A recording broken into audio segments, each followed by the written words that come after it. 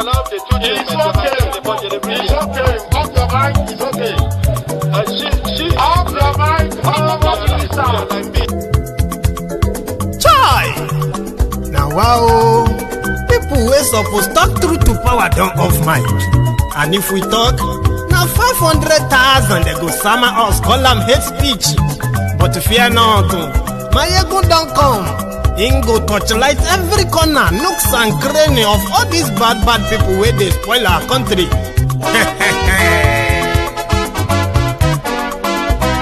So my people make we loud, oh yo yo. My ego don't come, oh yo yo. My people make we shout, oh yo yo. My ego don't come, oh yo yo. My ego don't come, man of the masses, oh yo yo. My ego don't come, oh yo yo. My ego diary politico, oh yo yo. My ego don't come, oh yo yo. This one not the off in mind, oh yo yo. My ego don't come, oh yo yo. Can in the touchlight every corner, oh yo yo.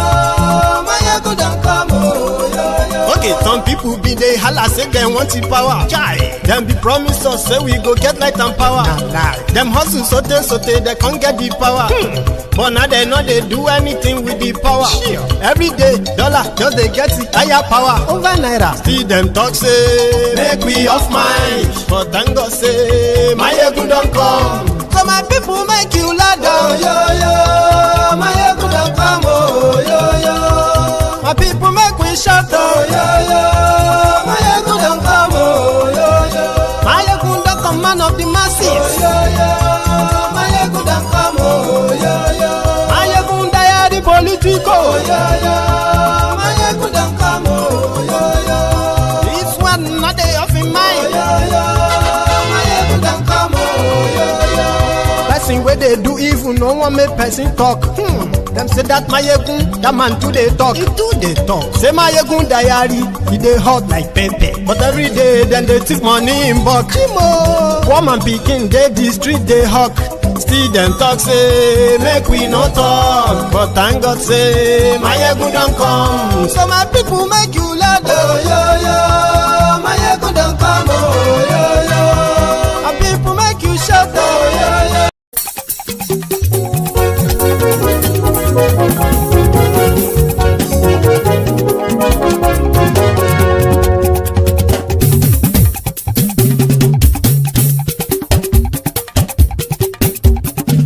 Mayegun làwa mọ̀ làmọ̀ tó dòdòdò. Mayegun diary ayé bí nọ́mbà wá.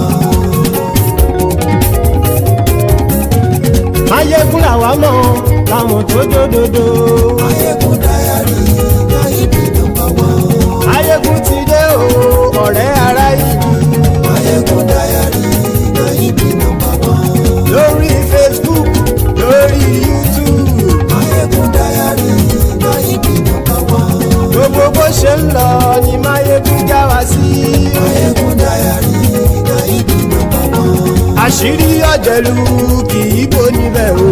Mayegun diary ayé bí nọ́mbà wá. Bó bá ṣe àní Mayegun máa wí. Mayegun diary ayé bí nọ́mbà wá.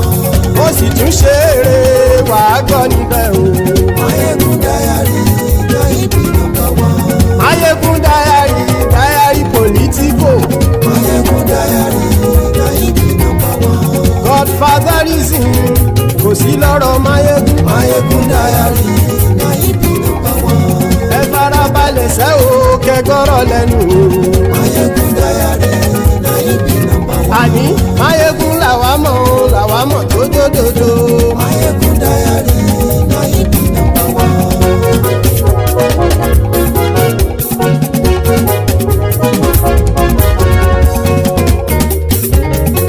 Àní ẹ̀sùn ràkì. Mayegun ti dé. Mayegun ti dé. Ọ̀jẹ̀lú ẹ̀sùn ràkì. Mayegun ti dé. Àní ẹ̀sùn ràkì. Mayegun ti dé. Lórí Facebook. Mayegun ti dé. Àní ẹ̀sùn ràkì. Mayegun ti dé. Lórí YouTube. Mayegun ti dé. Àní ẹ̀sùn ràkì. Mayegun ti dé. Bọ́ bàbá gbé wúrẹ́. Mayegun máa wí. Àní ẹ̀sùn ràkì. Mayegun ti dé. Ìjọ ìgbádìyẹ. Máyégún máa bí. Àníyàn sọ́ra yìí. Máyégún ti dé. Bí pẹ̀sìdó bá rúfin o. Máyégún máa bí. Àníyàn sọ́ra yìí. Máyégún ti dé. Hello there. Good morning to you. Good afternoon to you. And good evening to you from wherever you are joining us. This is Brunch Time with Máyégún live. Thank you so much for joining me. To everyone who has shared this broadcast, thank you. Please, as you are joining, kindly read beyond the caption of the broadcast. Read the description as well.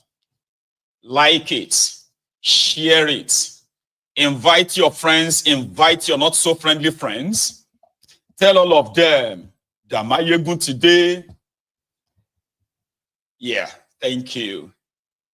Also, in case if you begin to see the Ronukus, the Ronu Nazis, the sewage dwellers, the ass lickers, the crumb chasers, the crumb eaters, the all-risers, the bastards, the bat idiots, every one of them in the comment section, kindly tolerate them. They are going through a lot again. From last night, I have been seeing some of them back again on Máyégún's Diary Politico with comments like, my friend, watch your mouth. Do you have evidence of all these things you are talking about? What is this with all these name callings? I mean, you can deliver your message without calling names, blah, blah, blah, blah. One by one. Do you not know that it is actually intentional? Number one, if I can make you mad, talking about thiefnubu, the druggie, the drug dealer, thiefnubu, the heroin trafficker, thiefnubu, the American assets. If that makes you mad, then I'm doing something right. Oh, Nikure, at what I'm going to believe in. Name calling these people is actually intentional. And anyone who feels offended or agitated,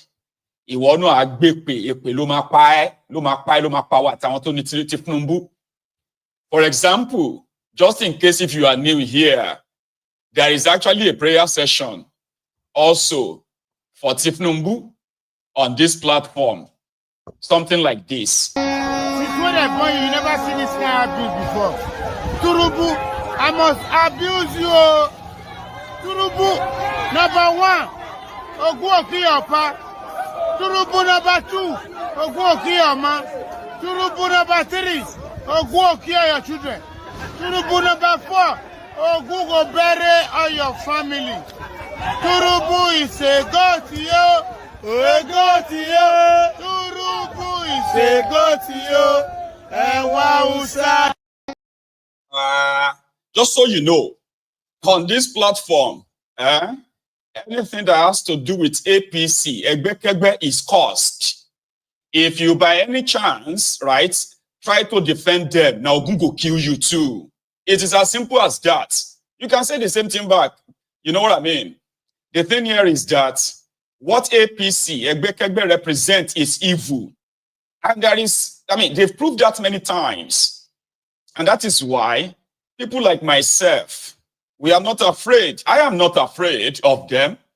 Now, this other message is for those of you who somehow, you know, I don't know, like maybe you feel like thiefnubu is this all in all. Very, very powerful. You know, you can, some of you are even sending me messages like, you need to be careful, okay? You need to watch yourself. You need to protect your family. You need and all of that. Somehow, I believe this is coming from the position of the societal conditioned fear. What is the worst that can happen? What is the worst you think will happen to Mayegun for sharing what is already in the public? Adding his own, adding his own jara to it. What is the worst? They will kill Mayegun. Is that going to stop your own, is it going to stop you from eating? Or is it going to stop you from living? No. I am now beyond, well, for a long time though, I am beyond that kind of publicly induced or conditioned fear. What is the worst that can happen? There are those who are facing the worst of the worst in that contraption today, courtesy of the likes of thiefnubu, courtesy of the likes of this APC, Egbekegbe. They are the weapons fashioned against us. It's just a matter of time. You should worry about yourself more. I've said this many times. Don't worry about me. The thiefnubu may tell them to extradite you. On top, say, thiefnubu now waiting. King thiefnubu. Please, keep that advice to yourself, okay? Worry about yourselves. Because the situation we are in, we are all in danger. Nobody is spared. And usually I used to think Nigerians are, cowards. I don't think Nigerians are cowards. I think Nigerians are generally, majority of Nigerians are hypocrites. When they tell you to slow down, it is because they don't want to tell you that somehow, what you are doing, they are feeling affected. Or when I say something about these rogues, some of you feel attacked. You know what I mean? Either whether the person is related to you because of your tribe, because of your ethnic, or because of your religion. And to show that I love you so much. So please, you need to be careful. Don't worry about me. You should be worried about yourselves. Somebody like me can take whatever is coming to me. Because you know why? I know them too. Rather than pretend that, maybe if I am nice to them, maybe if I keep my mouth shut, if I keep my mouth shut, maybe I will be spared. None of us is going to be spared. None of you. Whether you are living in America or living in the UK, wherever you are living, even outside Nigeria, none of us is spared. Every action of these criminals affects all of us. And that's why we can't keep quiet. We cannot keep quiet. And if your way is to keep quiet, well, maybe your hypocrisy is what is actually speaking through you. Okay? Somebody like myself is not really afraid of them, and they cannot do me anything. They will do nada, nothing. That's why I said that what's the worst that can happen?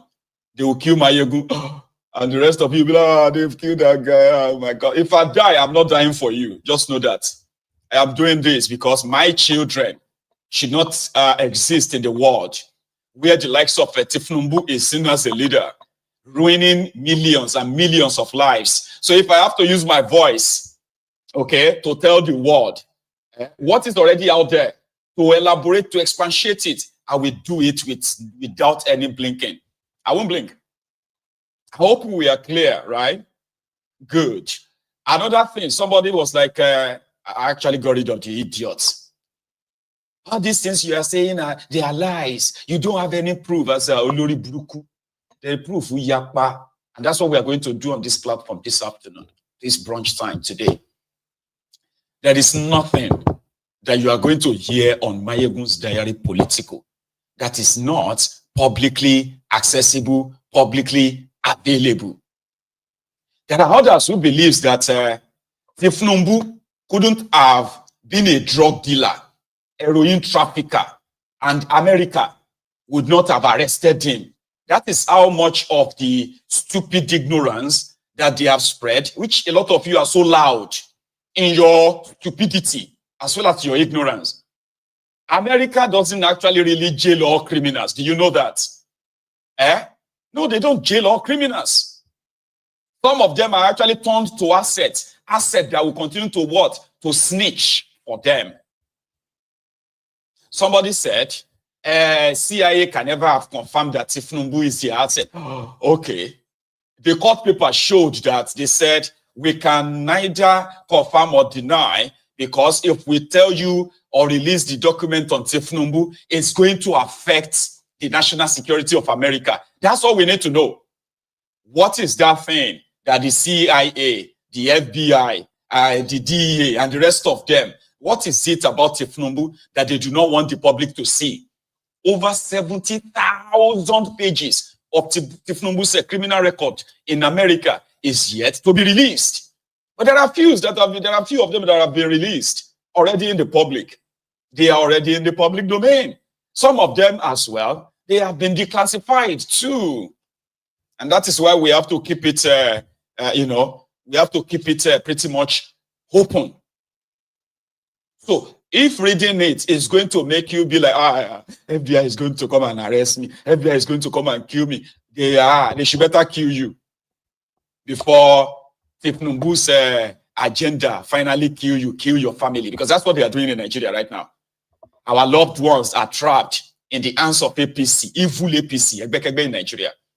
The rest of you who are abroad, you are not spared too. You have to walk about with that stigma coming from the country led by a drug baron, a drug dealer, heroin trafficker, thiefnubu.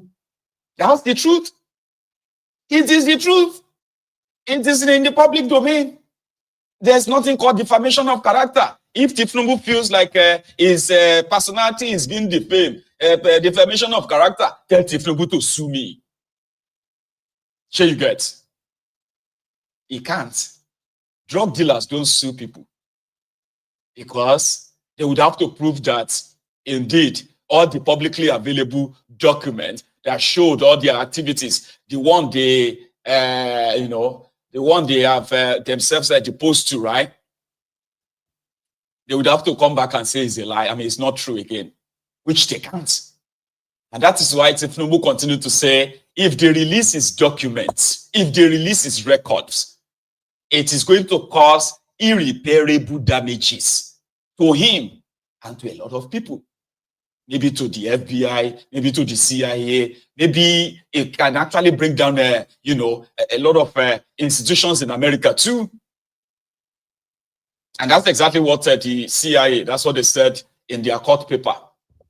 For the sake of national security, we cannot allow the record of thiefnubu to be unsealed. Fine. But what about the ones that are already unsealed? Is thiefnubu a drug dealer? Yes, he was a drug dealer. Is he still a drug dealer? Maybe. How come the CIA or the DEA, how come they didn't arrest thiefnubu and jail him like others? Because he was no longer in America. He was back in Nigeria, and they could use him for another purpose. And that purpose is to become a snitch, the assets of the CIA. The FBI have record on him. DEA have records on him. The CIA have record on him. Which institution, which other criminal investigative institution in America doesn't have any? Maybe if we kind of dig further too, maybe the MI6 also have a record on him too, here in the UK. And that is the criminal that is in charge of Nigeria. So to those of you who probably are pretending that you did not know that thiefnubu is a heroin trafficker with court documents and his own partners, others who also went to jail, this afternoon, I'm bringing back all those documents. They are publicly available. There is no secret about this. When they asked his leakers, his group of criminals in Nigeria, you know what they said? They said that it's been a long time ago. That was a very, very long time ago. So thiefnubu is no longer that person. Really? But did it happen? Yes, it happened. How come? Why are you trying to intimidate people from saying it? Why are you doing everything to block other incriminating, information about this criminal, this drug dealer? Do you think I actually just come on my program to call thiefnubu drug dealer for the fun of it? No. He's a drug dealer. A known heroin trafficker, banker for drug dealers. His wife, Rat Rebi thiefnubu, is a drug Ebola, so she's a drug dealer too. They are all into drug business. So when they return to Nigeria to go and become a politician, which is what most of them always do anyway, to clean their names and make themselves feel like. He was close to Abacha, close to Abiola. Abiola too was a drug dealer. So to ma fori gbagi ko lo fori egba igi ko fori gba gate ko lo wa bi kuti. These are a bunch of criminals that if you begin to dig, it will shock you the caliber of people running Nigeria in the past, even in the present. Many of them are foreign assets. Tinubu and some of these guys, they are the CIA assets, Abi. There are others who are like, what do you call it, Israeli assets. There are others who are like the Iranian assets, the Islamic Republic of Iran. This and, you know, in Nigeria, majority of these guys have no allegiance to Nigeria. Majority of them don't. In northern Nigeria, you will see these different sleeper cells of, you know, foreign assets who are working for Saudi Arabia, working for Iran, working for Kuwait, working for UAE, working for all these guys against Nigeria. But now one by one, you go to see the searchlight on them, one by one. And that is why I keep telling you that majority of them don't love that contraption. I mean, look at what they have done to Nigeria, man. They don't love that place. They don't care about the place. It's pretty much like you are just guinea fowl, being a guinea pig. That they are using like, you know, like lab rats. That's what they see, most of you Nigerians. That's why when you say our Nigeria, one Nigeria, you are just so daft, man. You just need to peel your eyes, right? And see what is really going on. So when any of them is exposed, it is your right to what? To prove what I say, oh, no wonder these guys don't really care. They have no love for that place. 64 years of independence. You are the poverty capital of the world. And they are the richest. They have so much money. Your resources are being plundered by these rogues. They don't care about the place. They don't. Why? Because they know what they have all signed up for. And so many of these countries that are taking advantage of Nigeria, and they are not there to defend Nigeria. When they go out there to borrow money, they borrow the money in with ridiculous conditions, which will also blow back on the rest of you to keep you poor perpetually, in perpetuity. And you think fearing them will make you feel safe. You are not safe. None of us is safe. Right? So that's why I kind of believe what one madman said. Not madman, but I call him mad because, you know, sometimes the way people think, if you reason with them, it will come be like say, oh man, not true. The worst case scenario, they will kill you, right? Fine, then that's it. You don't have to worry about anything anymore. People will die last year. They don't know what God do for them because they are not here this year to face what millions are facing in that contraption today. And those who are still here now, they will face it for years to come, except everybody rise up and face these roads. Except you rise up and face them. There's nothing new. Whatever Mayegun shares is already in the public domain. Here is the first part. When Tinubu became their asset, right? But let me see if I can put that on the screen. Give me a sec. When he became their assets, he also became their snitch. You will see all the things he said about politicians in Nigeria to, what do you call it? To the, give me a second. Which one is this? Right. So what he said to some of these is the ambassadors in Nigeria, the American ambassadors to Nigeria. All right. That's what we're going to be reviewing them one by one now, so that you will know that he has been a snitch for these guys for years. It didn't start today. Take a look at this one. They're talking about electoral politics and all that, okay? This was in 2003 when Tinubu, right, was a governor, okay? So here, to the ambassador, American ambassador, which also which also wired this back to their country. What Tinubu told them? Okay, say here, classified by Ambassador Howard Jetta. The ambassador accompanied by Consul General and staff assistants, a note taker, right, met a politically confident and relaxed Lagos State Governor Bola Tinubu on January 24th. Despite the allegation being tossed at him, Tinubu appeared self-assured and convinced of his political longevity. The ambassador and the governor discussed the results of the recent party conventions and handicapped the April general election. Ambassador Jetta began the meeting by congratulating the governor on his nomination as the AD, Alliance for Democracy, Lagos State gubernatorial candidate.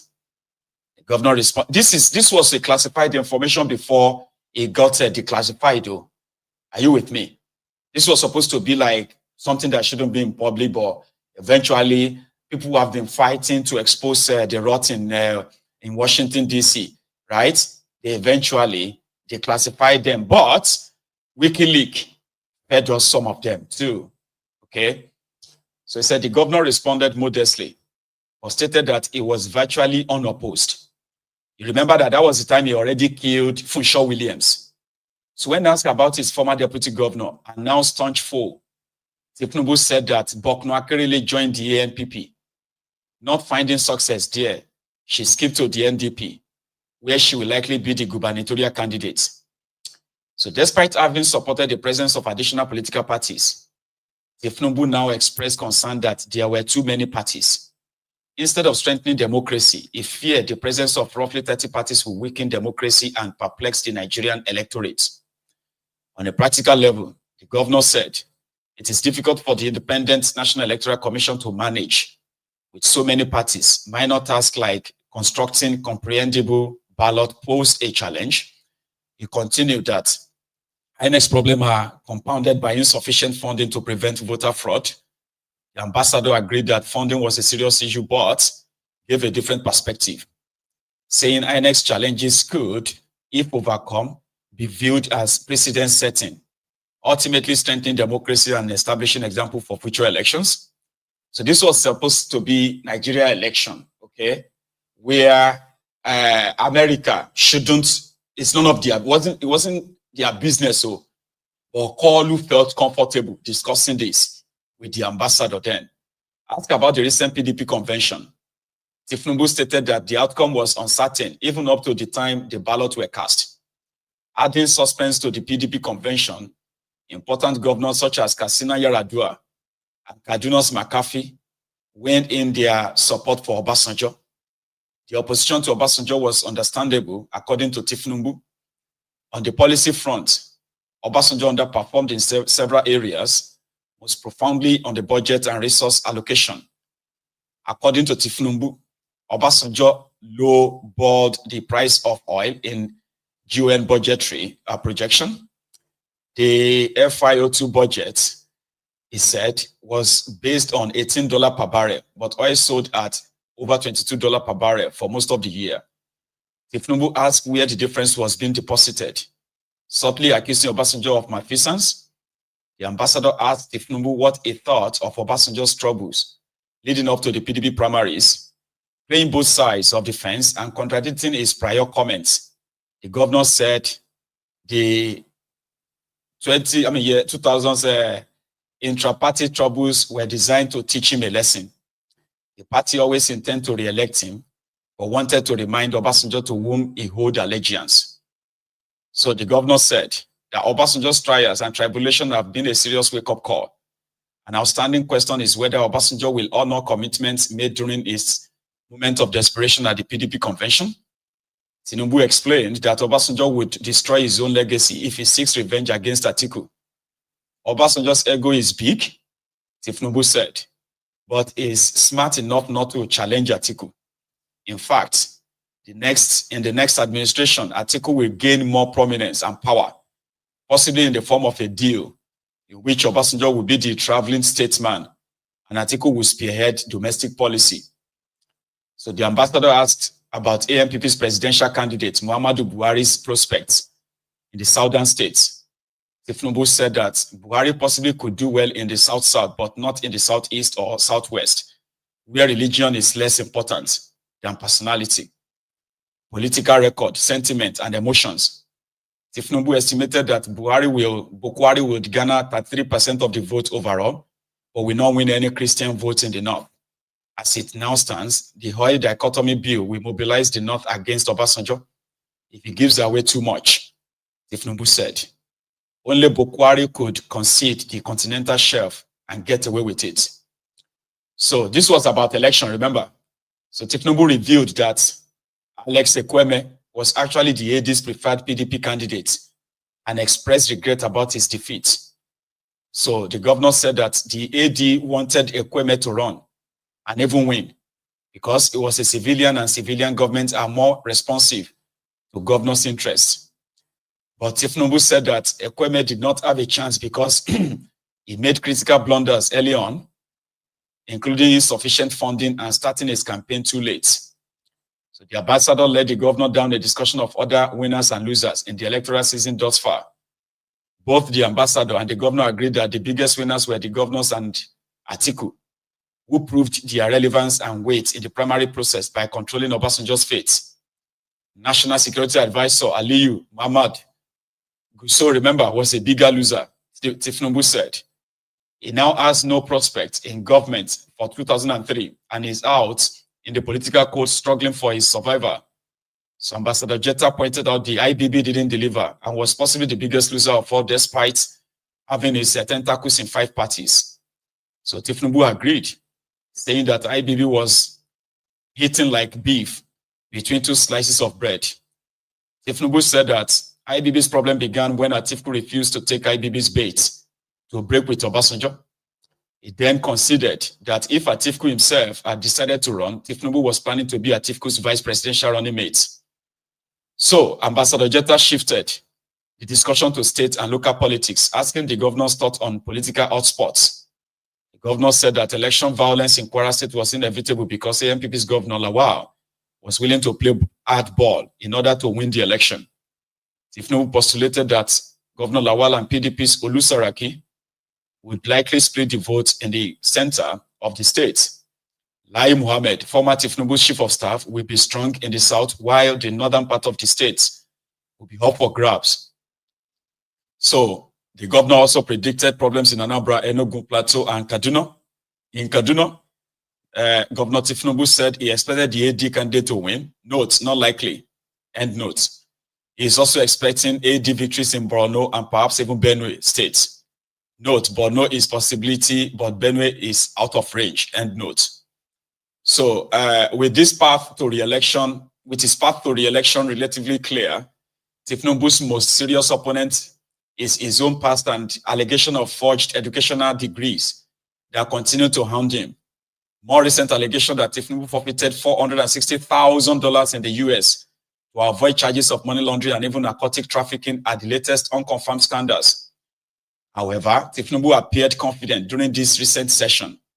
He overcame the allegation in 1999 and believes he can do the same this time around. As always, so which means this issue of trafficking, heroin trafficking is not new, just so you know. So turning the normal, okay, hang on. Yeah, as always, we found his take on the national political scene to be insightful, yeah, because it's deeper in them. And turning the normal political, his assessment of the winners and losers tracks our own, the Americans. Atiku and the governors were clear winners, turning the normal political dynamic on his head. Obasanjo won because he was able to ride the coattails of his vice president. Big losers were Alex Ekweme, NSA Mohammed, and former head of state Babangida. So this was a conversation between Tinubu and the American ambassador to Nigeria back then. Now here is another one. Out of the WikiLeaks, convo exposed, Tinubu's expose, so to say. All right, here is another one. Let me see if I can bring that up. Right. So this one is according to them, confidential as well. So Lagos State Governor views on Iraq, national elections, and AGOA, you know, other. Let me see if I put that up properly. Yes, I did. Grand. Now, this is thiefnubu being very much comfortable, all right, to share, you know, some will say, well, these are just like normal political observation that are already in public and all that, right? Well, maybe not, okay? Here. So they said the Lagos governor told Congress, what is congen? Give me a sec. Right. So, and DAS Bridgewater on February 16 that he has asked the Lagos State Assembly to issue a resolution declaring that no new construction be permitted along the Embassy Road. I think this one is on how he, you know, he facilitated whatever it was then for the American Embassy, you know, around his own estate in Bodilon back then, okay, in Victoria Island. Here. On Victoria, Tinubu assured the Congress Gen or so, right, that it would do all it can to ensure protection of consular and diplomatic personnel in Lagos. He shared our view that the dispute with Iraq relates to weapons of mass destruction, not Islam. And he is confident that most of his co-religionists share this view. So thiefnubu pledged to work closely with the legislators who will be elected or re-elected to the National Assembly to secure passage of a customs bill, inaction on which has prevented Nigeria from benefiting from AGOA. That's, you know, thiefnubu disclosed antipathy for President Obasanjo, but praised the Vice President Atiku, whom he has known for many years. So Atiku ended up going to thiefnubu's party, by the way, when Obasanjo got him frustrated out of PDP in 2006, 2007. So during a luncheon for visiting DAS Pamela Bridgewater on February 16, Lagos Governor thiefnubu assured the DAS and accompanying contingent that his office will do all it can to ensure protection of the consulate in the event of war with Iraq. thiefnubu added that he has asked the Lagos State Assembly to issue a resolution declaring that no new construction be permitted along the, just a repetition there. That's another one. Here is another one, which is also from the cable too, right? Which one is this? Option 4, 2007. Okay, well, this one is probably where he was grassing on some of the candidates and then the prospects and how the 2007 election was going to be, you know, again, political. Discussing this with an American ambassador, which are very much keen, right, on what they, where or you know who to picture their tent on or so, right? So here is one. Said in an August 27 conversation with Consul General, so Lagos Governor Bola Tinubu stressed he was urging his bets and political ambition on the 2007 election by no longer placing sole reliance on riding the cocktails of Vice President Atiku, even though Atiku was going to be the candidate of AC at the time, right?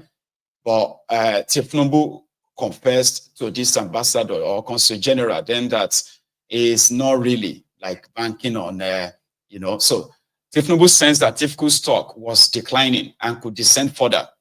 It thinks that Atiku will leave the PDP and thus weaken the party. So thiefnubu vaccinated that National Security Advisor Ali Gusso, a Babangida loyalist who has amassed sensitive, damning information on many of the players, could emerge as a key broker and perhaps dark horse in the PDP presidential scramble. So consequently, thiefnubu has held meetings with 2003 presidential candidate Muhammadu Buhari and former head of state Babangida. While thiefnubu wants to be somebody's vice presidential candidate, he also eyes a senatorial seat as a possible alternative. So thiefnubu no longer sees Atiku as a likely winner of the PDP presidential nomination. So said the option of being a vice president candidate for Atiku. So during a relaxed August 27 evening meeting with Consul General, Lagos State Governor thiefnubu provided his analysis of the current electoral topography, particularly in the rival People's Democratic Party. Although now in different political parties, Governor thiefnubu and Vice President Atiku have a close relationship dating back to the early 90s. Their friendship is one that defies party lines and perhaps political logic.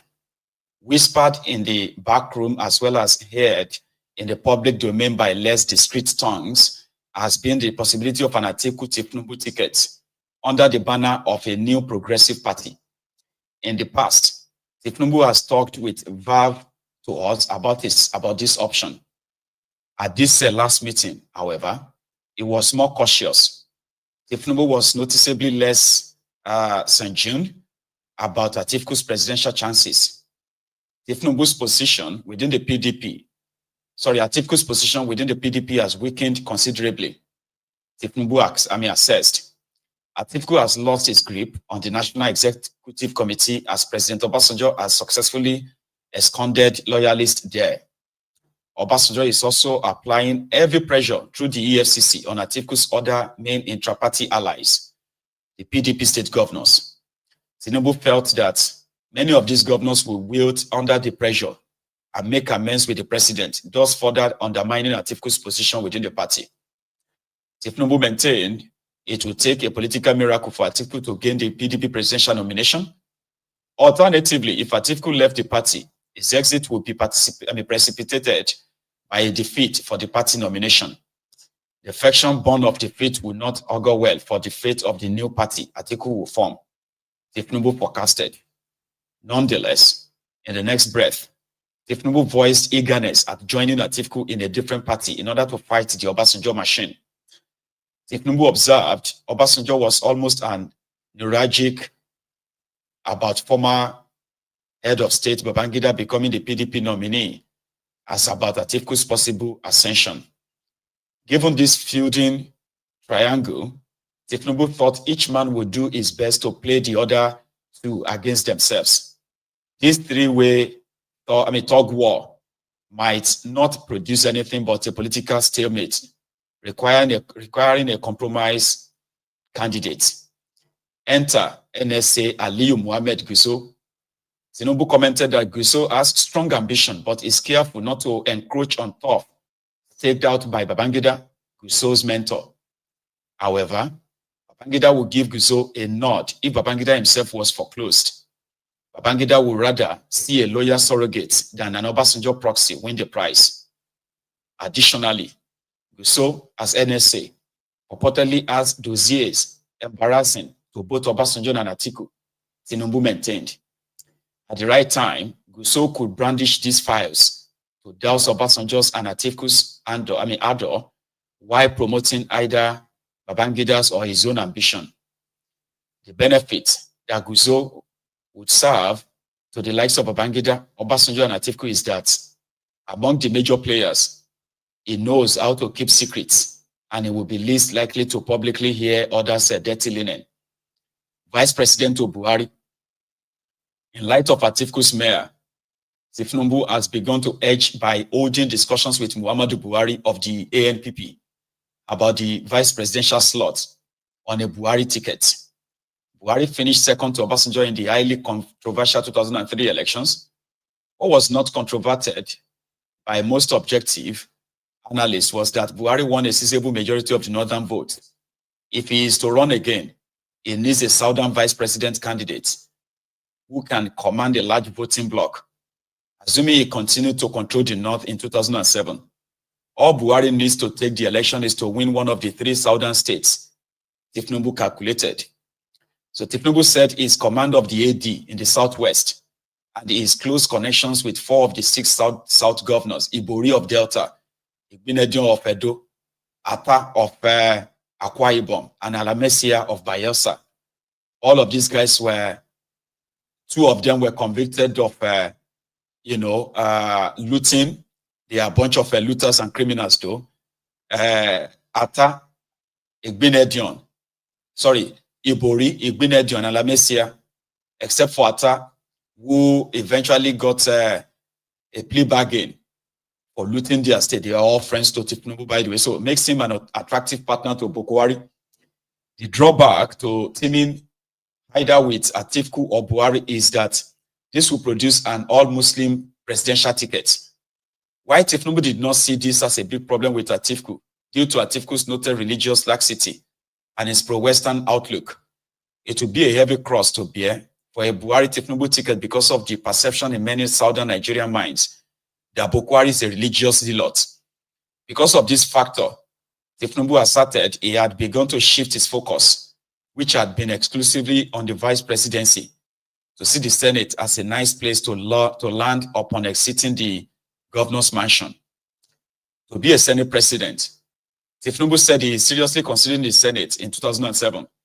This will be an easier campaign, and given his political ode in Lagos, one more likely achieved than a run at becoming the nation's #2 citizen. If he selected this route, he will support either Buhari or Atiku, with the understanding that if either one, Tinubu will be appointed Senate president, the #3 citizens in Nigeria. Moreover, he also believes he could influence the selection of either Atiku's or Buhari's running mates, the AD, Lagos and Southwest. Closer to home, Tinubu stated he was under intense pressure from the half-dozen AD candidates to anoint a successor in Lagos. He said he will resist the pressure and hold an impartial primary. Whoever won will get his blessing.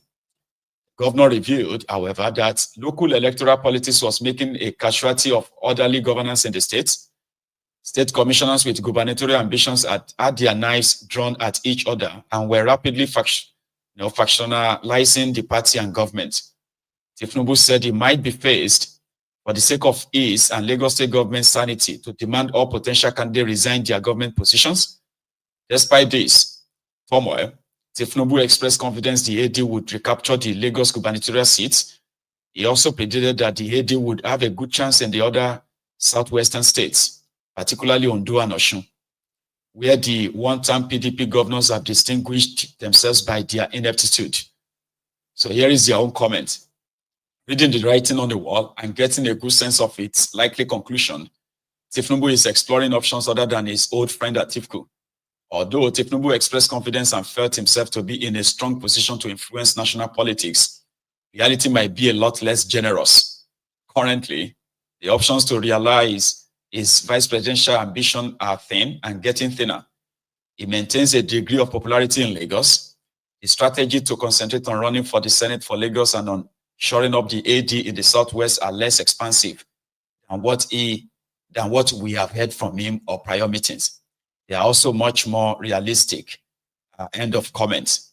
Now, these were just the record of some of the supposed confidential chats that were wired back while the Americans were trying to, gauge the supposed, check the pulse, the political pulse of the country via their supposed surrogate assets. Now back to who Tinubu truly was and maybe still is, the drug dealer. The record is in public, like I said, and here is one of them. I am going to put that on the screen again as well. This is for those who probably, I think we will start with the drug dealing in Illinois, in Chicago. But this is the biggest one. Okay, we'll come back to this. Let's first go and look at the first FBI documents released of Tinubu of his drug dealing in Chicago, as well as the northern, I think it's Nevada or so. Don't rush. So when we call him a drug dealer, it is not a defamation, okay? It is a fact that is out there in public. Usually on this platform, we've had this before, okay? But if this is to just refresh your mind, what happened in America just on the 11th of November, 2024, is the request by Greenspan, so to say, the the lawyers to, or the partner to David Hundeyin, that are filing what is called the FOI, so FOIA, appeal. They have started fighting for the release of all the thiefnubu records with the FBI, all the thiefnubu's record with the DEA, all the thiefnubu's criminal record with the CIA. And on the first part, thiefnubu won in a Chicago court, where the judge said thiefnubu's privacy is paramount. Okay, that he has the right to privacy, even though the argument is that no, for the sake of public interest, thiefnubu's criminal record is very crucial. This was way back in 2022. His record for the public is very crucial. It's no longer a private individual. All right. So he won, where the court said even if they have to release some of these documents, right, they must make sure that it's redacted, which means wherever thiefnubu's and other people's names appear, they should blank them out to make the entire document useless from reading. Here you get. But before then, the court granted that they should release some of these documents, like, declassify them and release them. But when the plaintiff, Hundeyin and the Grisman, right, when they check all these documents, they felt like there is more. We believe that from our findings, right, there is more of Tinubu's record with the FBI, with the CIA, with the DEA. Therefore, we are using the FOIA, request, which by law means that they have to release all those documents. That was when Tinubu said, if they released all this record, it will cause an irreparable damages to him. So this was now in 2023. But the one they released to the public in 2022, which is still in public, they can't take that back anymore, is this one. Now, I can go through it with you, and this is the record of Tinubu's drug dealing between 1991 and 1994. Okay, it's the information of Indianapolis and Chicago, Minnesota, on and on like that. Sure, you get all the details of Tinubu's, investigation of Tinubu's drug dealing in America. Okay, so I'll scroll it down to where it is readable. Here you get now. Let's see. Let's take a look at this one. The person that was being investigated, who happened to be Tinubu's drug dealing partner, right? His name is Lee Andrew Edwards. Okay, a drug-related homicide, dated November 28, 1990, as captioned. For information of IP, several of the individuals in reference communication have appeared for visas at the U.S. Embassy in Lome for travel to the U.S. So IP investigating, IP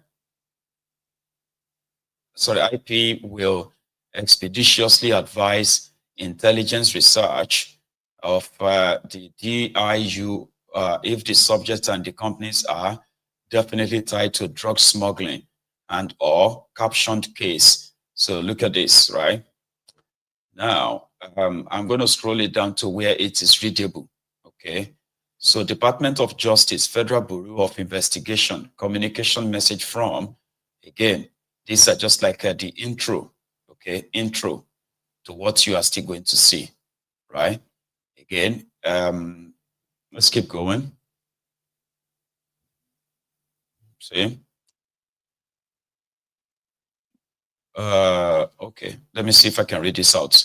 It's captioned, investigation was initiated by Indianapolis FBI during March 1991 It was approved as an what's this, OCDETF matter on July 31, 1990. Initially, this investigation focused on the heroin trafficking activities of subject Lee Andrew Edwards during the period August 16, 1990 through October 14, 1990. Okay, so on, like that. So supposed to be documented, okay? So give me a sec. I think this is the redacted one. Hang on, no. This is the redacted one. This one was like the one they released. Yeah, you see all those places where you are seeing blank, blank, blank. They are filled with thiefnubu's name. So this is the one they released last year. Okay, let's go to the ones that they didn't redact. See, this is why it is not readable. You see, they are removing the names of Tinubu. This is the one they released last year. We'll come back to this. All right. Let's go to the ones that the one that actually was released in 2022. That one is pretty much detailed. All right. So before the ruling, where is that again? Give me a sec. Let's go to the one that was released. Okay, yeah, I think it's this one. Now, you see, this one is much like, detailed. So much to pick from. So the funds in the accounts held by Citibank or the bank accounts that Tinubu opened for the drug dealing, drug smuggling, okay, where they found, one of them, they found the $1.6 million, which it made a deal, all right? So if you come down here, let's start from this, the first file. Let's see if that, right. Let me see if that pops up. It should. Yeah, brilliant. So now take a look. So if you, now this one, right, it's not redacted. This one is not like redacted. This one is pretty much like, and I will leave, maybe I should, give me a sec. Let me leave you the link. So those of you who might want to check it out again, okay? I'll leave the link in the comments here.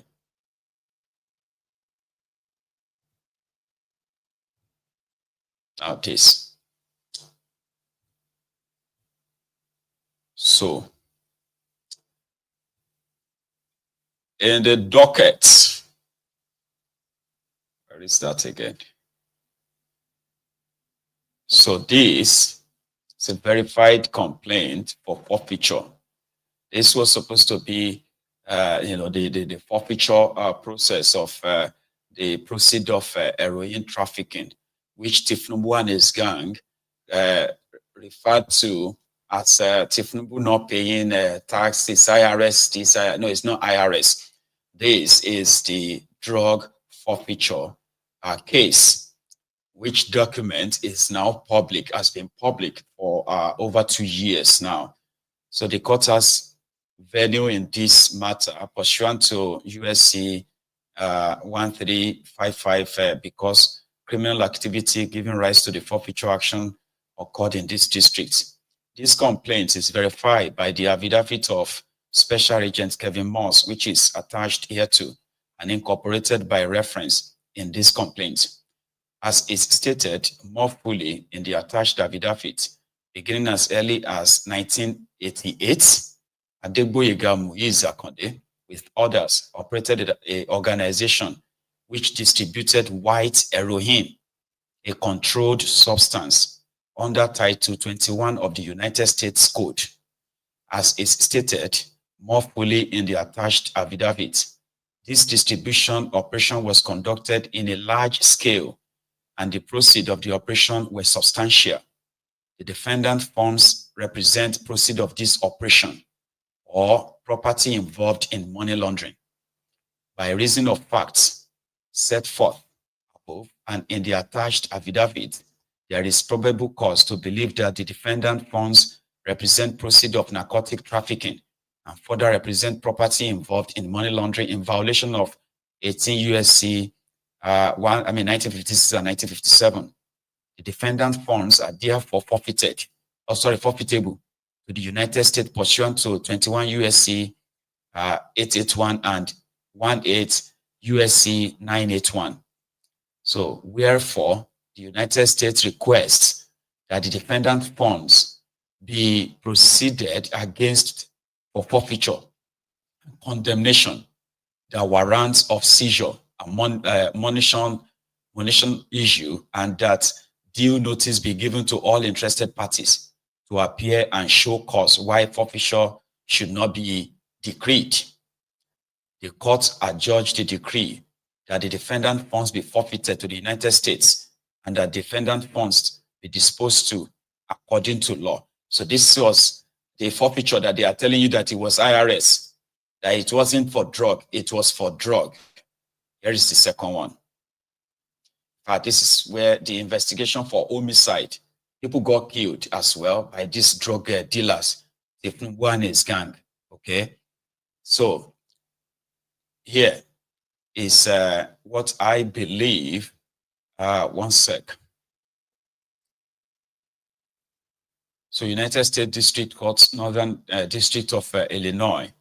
Okay, name of assigned judge, sitting judge if further than assigned judge.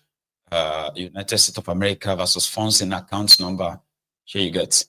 So going further, this was on the 2nd of July. No, sorry, on the 20th of July, 1993. Okay, forfeiture order. Now, here is another part of that document, number 3. 1993, right?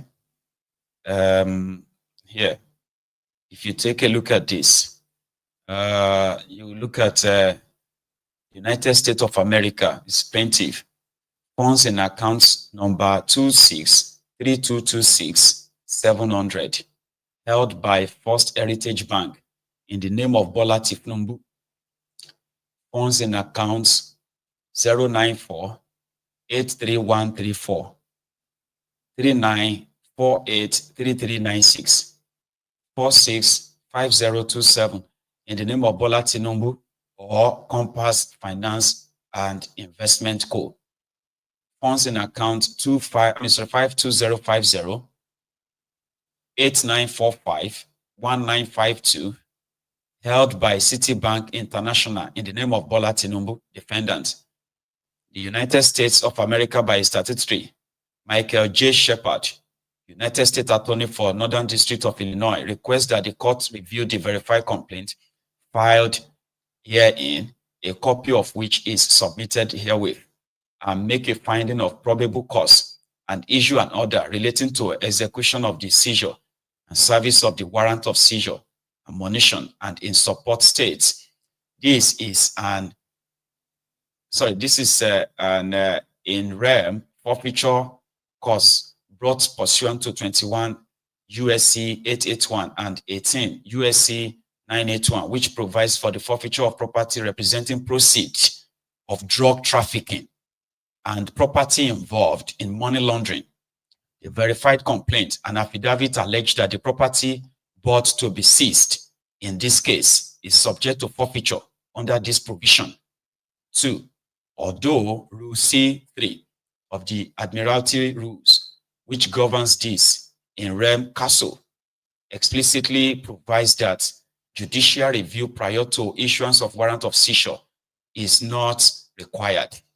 A number of courts have held that a prior determination of probable cause is necessary before real property can be seized. So, e.g., United States versus 124 East North Avenue, Lake Forest, Illinois. So, when we say thiefnubu is a drug dealer and the money forfeited in America, right, is the proceeds of heroin trafficking. It is not a defamation. It is not an attempt to spoil a name. He no gets name. He's a criminal. He's a drug dealer. So when you say this, and some people are saying that it's because it's been a long time, okay? So it's no longer an issue. Even if it is 100 years ago, our children must not grow up to what? To read the story of a drug dealer as a role model. This is why this is so important, okay? Very, very important. The reason today that even though we screamed and screamed and screamed before this criminal forced himself on you in Nigeria, okay? Today, many reasonable people, many reasonable countries, or investors are not interested in Nigeria. Nobody wants to do business with a drug dealer. Nobody wants to do a business with a country led by a drug baron, heroin trafficker. Nobody. And that is why today, Nigeria is in more mess and will continue to be in that mess as long as this guy is still there, okay? Now, if they told you then that it was an IRS case, it's not IRS case. This is a drug dealing case, heroin trafficking from 1988 to 1993. So nevertheless, the United States has delayed service of process until this court has reviewed the complaint and affidavit ex parte to determine whether there is probable cause to believe that the subject property represents drug proceeds or property involved in money laundering. Probable cause in the forfeiture context has been described as less than prima facie proof, but more than mere suspicion, So the defendant funds in these bank's accounts were seized pursuant to warrant issues in these districts and in the Southern District of New York. The banking institutions have retained custody of the defendant funds in these accounts on behalf of the court. The United States requests that this court direct that the warrant for seizure and monition be served by mail on these banking institutions having custody of the defendant funds, and that the funds remain in this account during the pendency of this proceeding. So this is the court, this is the action that Tinubu finally went on to renegotiate. He renegotiated, and this is where the FBI, the CIA, and the rest of them are involved. He renegotiated that they ended up releasing some of the money, changed the issue from drug proceed to, oh, he did not pay tax and therefore he should give them $460,000. And this is what turned into the CIA assets. Active, that's what they say. They say it's an active asset. There is another one, right?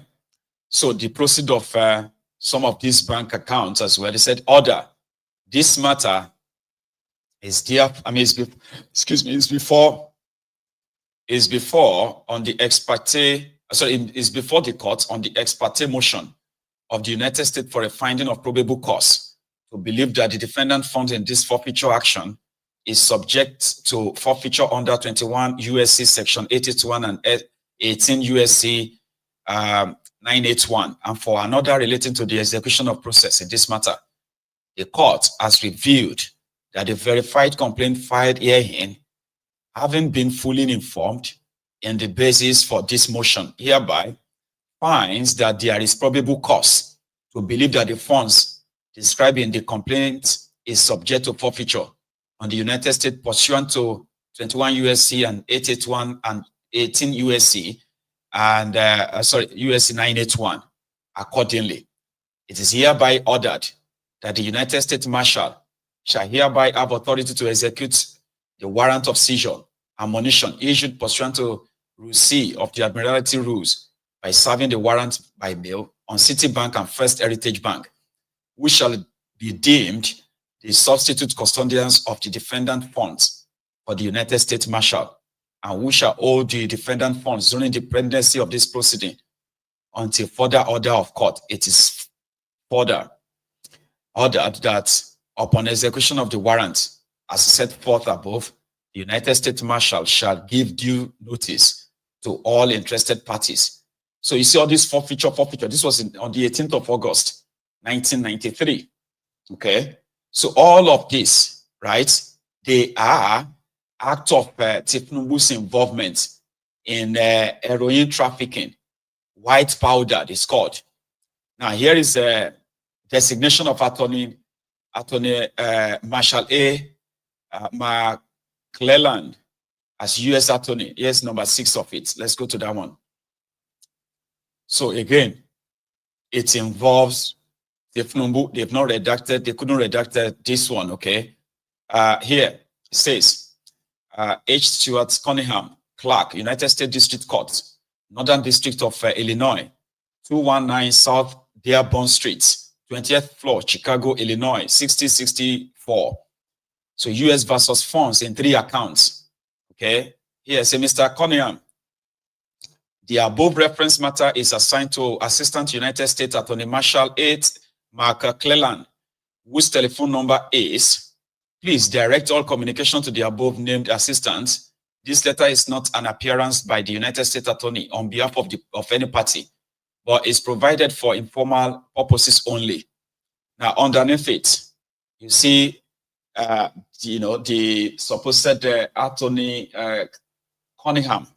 So here, funds in accounts 1, 2, 3, held by Citibank International in the name of Bola Tinubu, and praying that all persons interested in said goods, wares, and merchandise may be cited in general and special to answer the premises, and due proceedings being had that the said goods, wares, and merchandise may, for the causes is said, complaint mentioned, be condemned as forfeiture to use of the United States.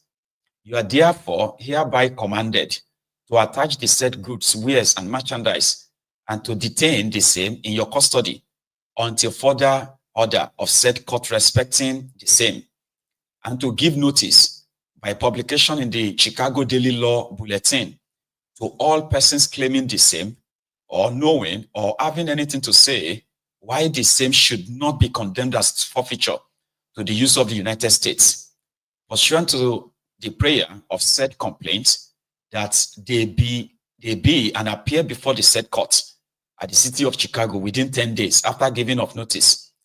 The same shall be a day of jurisdiction thereafter, then and there, to interpose a claim for the same, and to make the allegations in that behalf, and that they deserve their answers within 20 days after the filing. So this was like putting all that money, and including even the property, so to say, in care of the attorney. Okay, so that's that. Now let's go see another one. Okay, again, return of service by the U.S. Marshal. In this regard, it's also against the Bola Tinubu. So says here that I entered the Psalms and logged out. Okay, let's see. Plaintiff, United States of America, Bola Tinubu et al. Name of individuals, company, corporation, etc. to serve, or description of property to seize or condemn. So John Lopez, Esquire, Citibank. Address, what is this? Send notice of, okay. Here is just the further confirmation of the receipt after the court order, the receipt of the forfeited properties, in this case, money, proceed of heroin trafficking, that Tinubu and his gang. So I'm giving you the backstory, the background of how Tinubu ended up being the assets of the CIA, which I am also going to show to you why they are fighting the appeal. Currently, they are fighting the appeal that this guy, the Greenspan's chamber, as well as the Vedudayi, are filed. Here is another document. Now, all of these are just documents to confirm that the court order, all right, is being adhered to, and the money in these accounts have been forfeited. So the Tinubu and his gang, they had a chance to possibly, fight it, and why these properties or this money should not be forfeited as proceed of a crime, proceed of heroin trafficking at the time, all right? So this is just the U.S. Marshal giving the account of the order that they received. Again, I think it's the same with this one as well. Okay. Now, here, with Judge Nordbadge, okay, in the Northern District of Northern District of Illinois, the United States District Court, still on the money that is believed to be proceeds of corruption. Here is again, they said stipulation and compromise settlements of claims to the funds held by Heritage Bank and Citibank. So the United States of America, by his attorney, Michael J. Shepard, United States Attorney for the Northern District of Illinois, and claimants Bola A. Tinubu, K.O. Tinubu, individually and on behalf of Tinubu family, Alhaji Mogati, by their attorney, Patrick S. Coffey, stipulate and agree as follows. This is when thiefnubu now brought, thiefnubu said the money in the bank accounts belonged to his mother.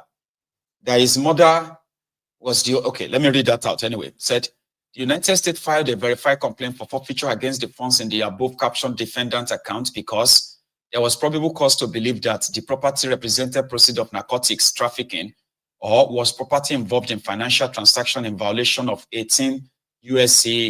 1956 and 1957, and therefore was forfeitable to the United States pursuant to 21 U.S.C. 881A6 and 81 U.S.C. 981. The funds in the defendant account were seized initially by seizure warrants. The claimant disputes that there was probable cause for this seizure. 2. The defendant accounts held by Citibank and Heritage Bank are in the name of Compass Financial and Bola Tinubu. Ownership interest in the funds in this defendant account have been asserted on behalf of Bola A. Tinubu, K.O. Tinubu, individually and on behalf of Tinubu family. And Alaja, instead of Alaja, it's not Alaji, it's Alaja Mogaji, but they put it out as Alaja Mogati. Hereafter, the claimants warrant that they have exclusive rights, title, and interest to the defendant property seized. The United States and the claimant agreed to settle and to compromise this action on the terms described below. You follow him now. Hey, this is after he's already kind of like make a deal with the CIA or BFBI them, right? So he came back and said, okay, you know what, just go to the court and claim that the money belonged to your mother, Alhaja Mogaji.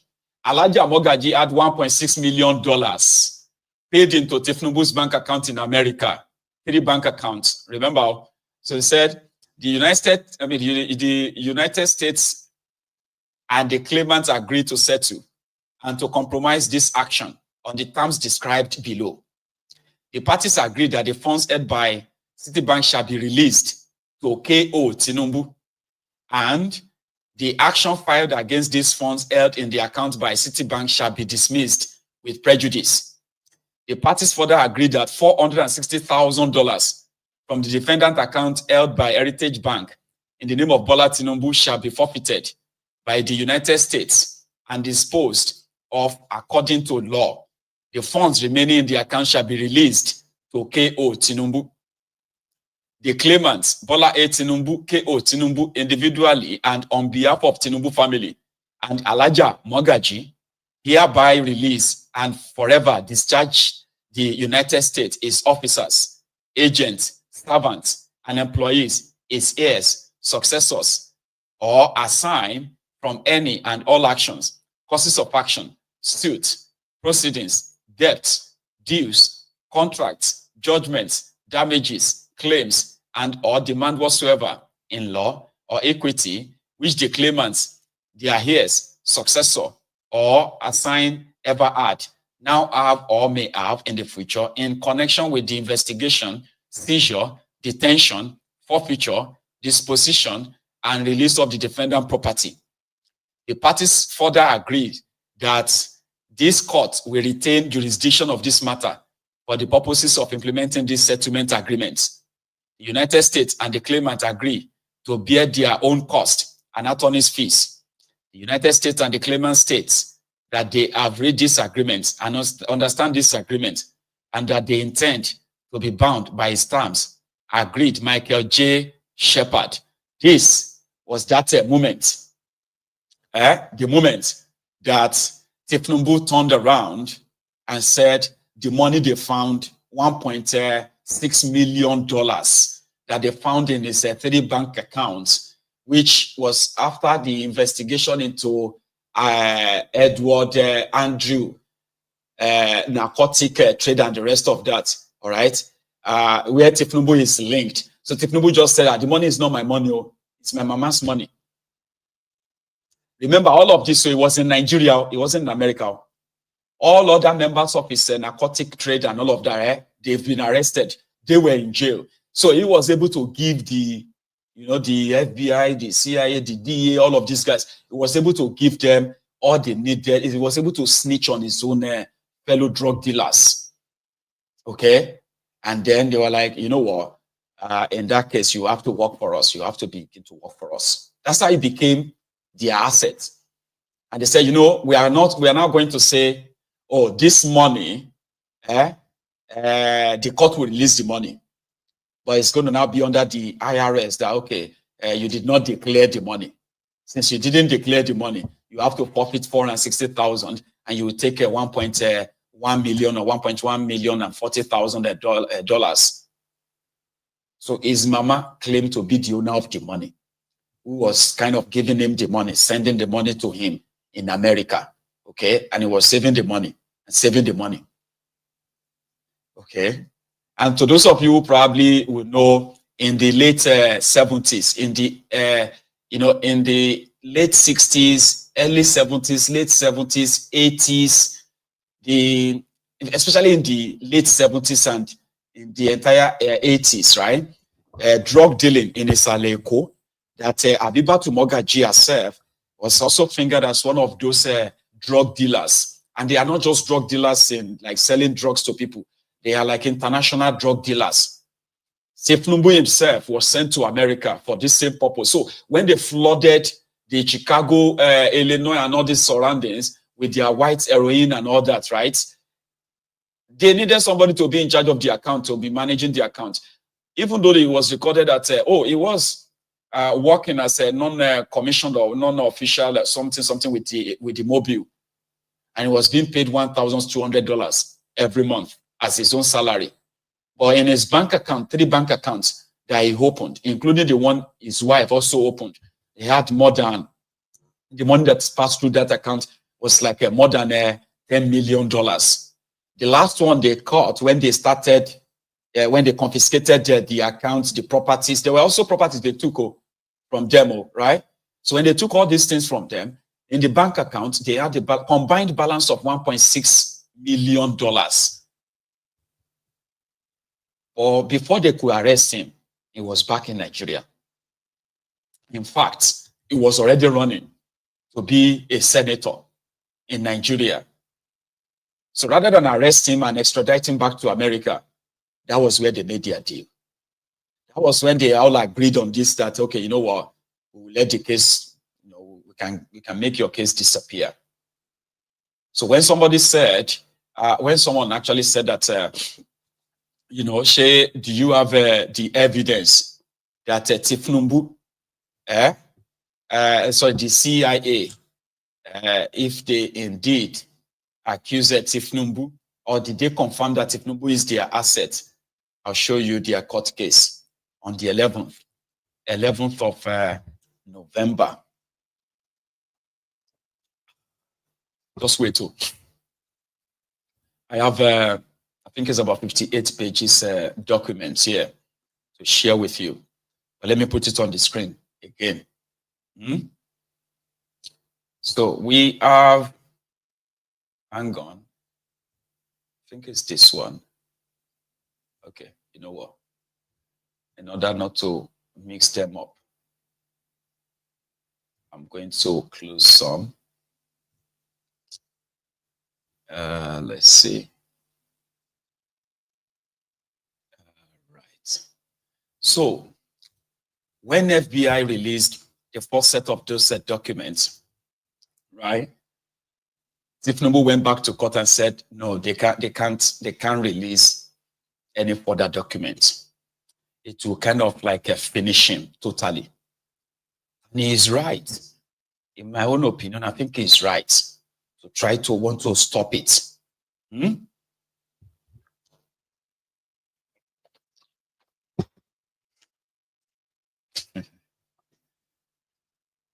So let's go back to that. So on the 11th of November, Aaron Greenspan sued for another Freedom of Information Act, FOIA, to appeal the judgment of the district, the Northern District Court of Illinois, which said that thiefnubu's privacy, thiefnubu's privacy is more important than the public interest. So what that then mean was that, yes, thiefnubu is the President of Nigeria. Well, he also kind of have the right to privacy. So since Tinubu argued in Chicago that they should not release his documents, so the court agreed with him that, you know what, it's a two-way thing. You are a public figure now, and we don't know what this, like you said, that releasing these documents will destroy you and can cause a lot of irreparable damages to the United States and even to Nigeria. And this is what we're going to do. We will redact these documents. Every document that the FBI will release with the name of Tinubu on it, they should remove his name. They should blank it. So last year, they released Tinubu's documents. Then it was after the election. It was after he has been sworn in. It was after the FBI visited him in Nigeria, the FBI director. So when they released that document, it was almost like useless. I think I shared that with you earlier. Maybe I should bring it up again. Okay, so it was a useless thing to read. It's not as straightforward as the one I just finished reading to you earlier now, right? It's not like that one. Let me see, 2023. I think it's this one. Just give me a sec, okay? Yeah, this is the one they now redacted. The one that is totally useless to read.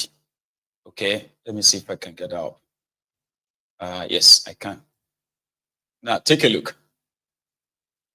The former one, you were able to read his name, but in this one, they have removed all his name from it, including all the investigation of investigation of all his activities in Indiana police, in Chicago, in New York, in few other places, right?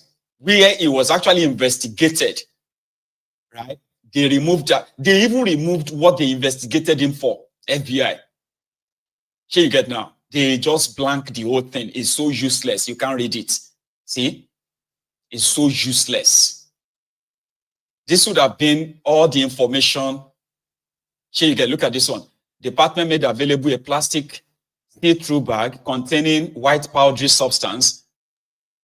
So the blank stated that this was represented to be a ½ ounce of cocaine and was obtained from dash blank blank blank. SA blank took possession of this bag containing the white powdery substance and placed it in an evidence sealable bag where it was in fact sealed tight. Investigation on blank blank at Maryville, Indiana, file number by SA blank blank, date dictated 6/13, that's the 13th of June 1990. You know, see this one, Detective blank Marion, Indiana Police Department, blank blank blank blank blank, see blank, where you cannot see his name or anything or other things that they believe could give us the idea of what they are talking about. Blank blank blank blank blank, see blank blank blank. All these places they were supposed to be reported. Said it's provided the following information. What information? Blank blank blank. Investigation on date blank at Maryville, Indiana, blank blank blank. See, blank provided the following information. Blank blank blank blank blank. Nothing. See that? Detective blank Marion, blank blank blank blank. See, blank. So this is the one that FBI released. And this is what prompted the Aaron Greenspan, Unveying's partners to now go ahead and appeal this judgment and say, this is useless. It's not useful. Nobody can use this. Nobody sees what is inside there. It's all like empty. Yeah? How can you even explain this to anybody? It's blank, blank, blank, blank. It's useless. Can't read it. Right? Just to protect a thiefnubu. So that is when, on the 11th, their argument now is that let's leave it. It's useless. You can't read it. That's the one. That's the one they released last year. Just because the court said Tinubu doesn't have privacy as president, but FBI should go ahead and release the document, but they should they should redact it. And they did. So without giving up, David and Aaron went back to appeal that decision. This time around, away from Chicago, straight to DC, Washington, DC, where the arguments of this time around, right, the FBI, the CIA, the DEA, they are compelled by under the law, okay, to honor the FOIA, request. But they also have their own thing, where they can tell you, for the sake of national security, they will exempt, like we are exempting this also person. We can't release these things because this person, we cannot, because the line of argument in law is that they will say they can neither confirm or deny. But you see where they gave Tinubu up is that they said, we cannot give information or record of an active asset. They did not kind of categorically say Tinubu is their asset, but they said they cannot honor the request of these people to release information on Tinubu because they cannot release information on an active asset. Then their line of argument is that we can either confirm or deny. Is Tinubu a CIA asset? We can neither confirm or deny. We can't confirm and we can't deny. What are you talking about? Okay, release all the, you've investigated him. There's evidence that you've investigated him way back. Can you release all the things you've investigated about him with the name Bola Ahmed Tinubu? We cannot. Because if we release information on an active agent, it will jeopardize what is the national security of America. Really?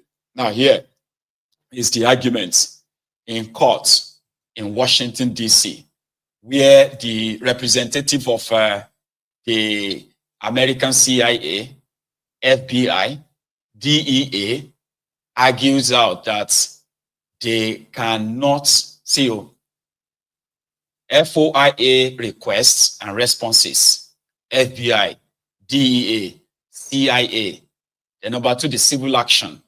So the argument is that FBI and DEA have properly asserted global responses pursuant to privacy exemptions 6 and 7C. FBI, privacy interest outweighs the public interest in disclosure. DEA, privacy interest outweigh the public interest in disclosure.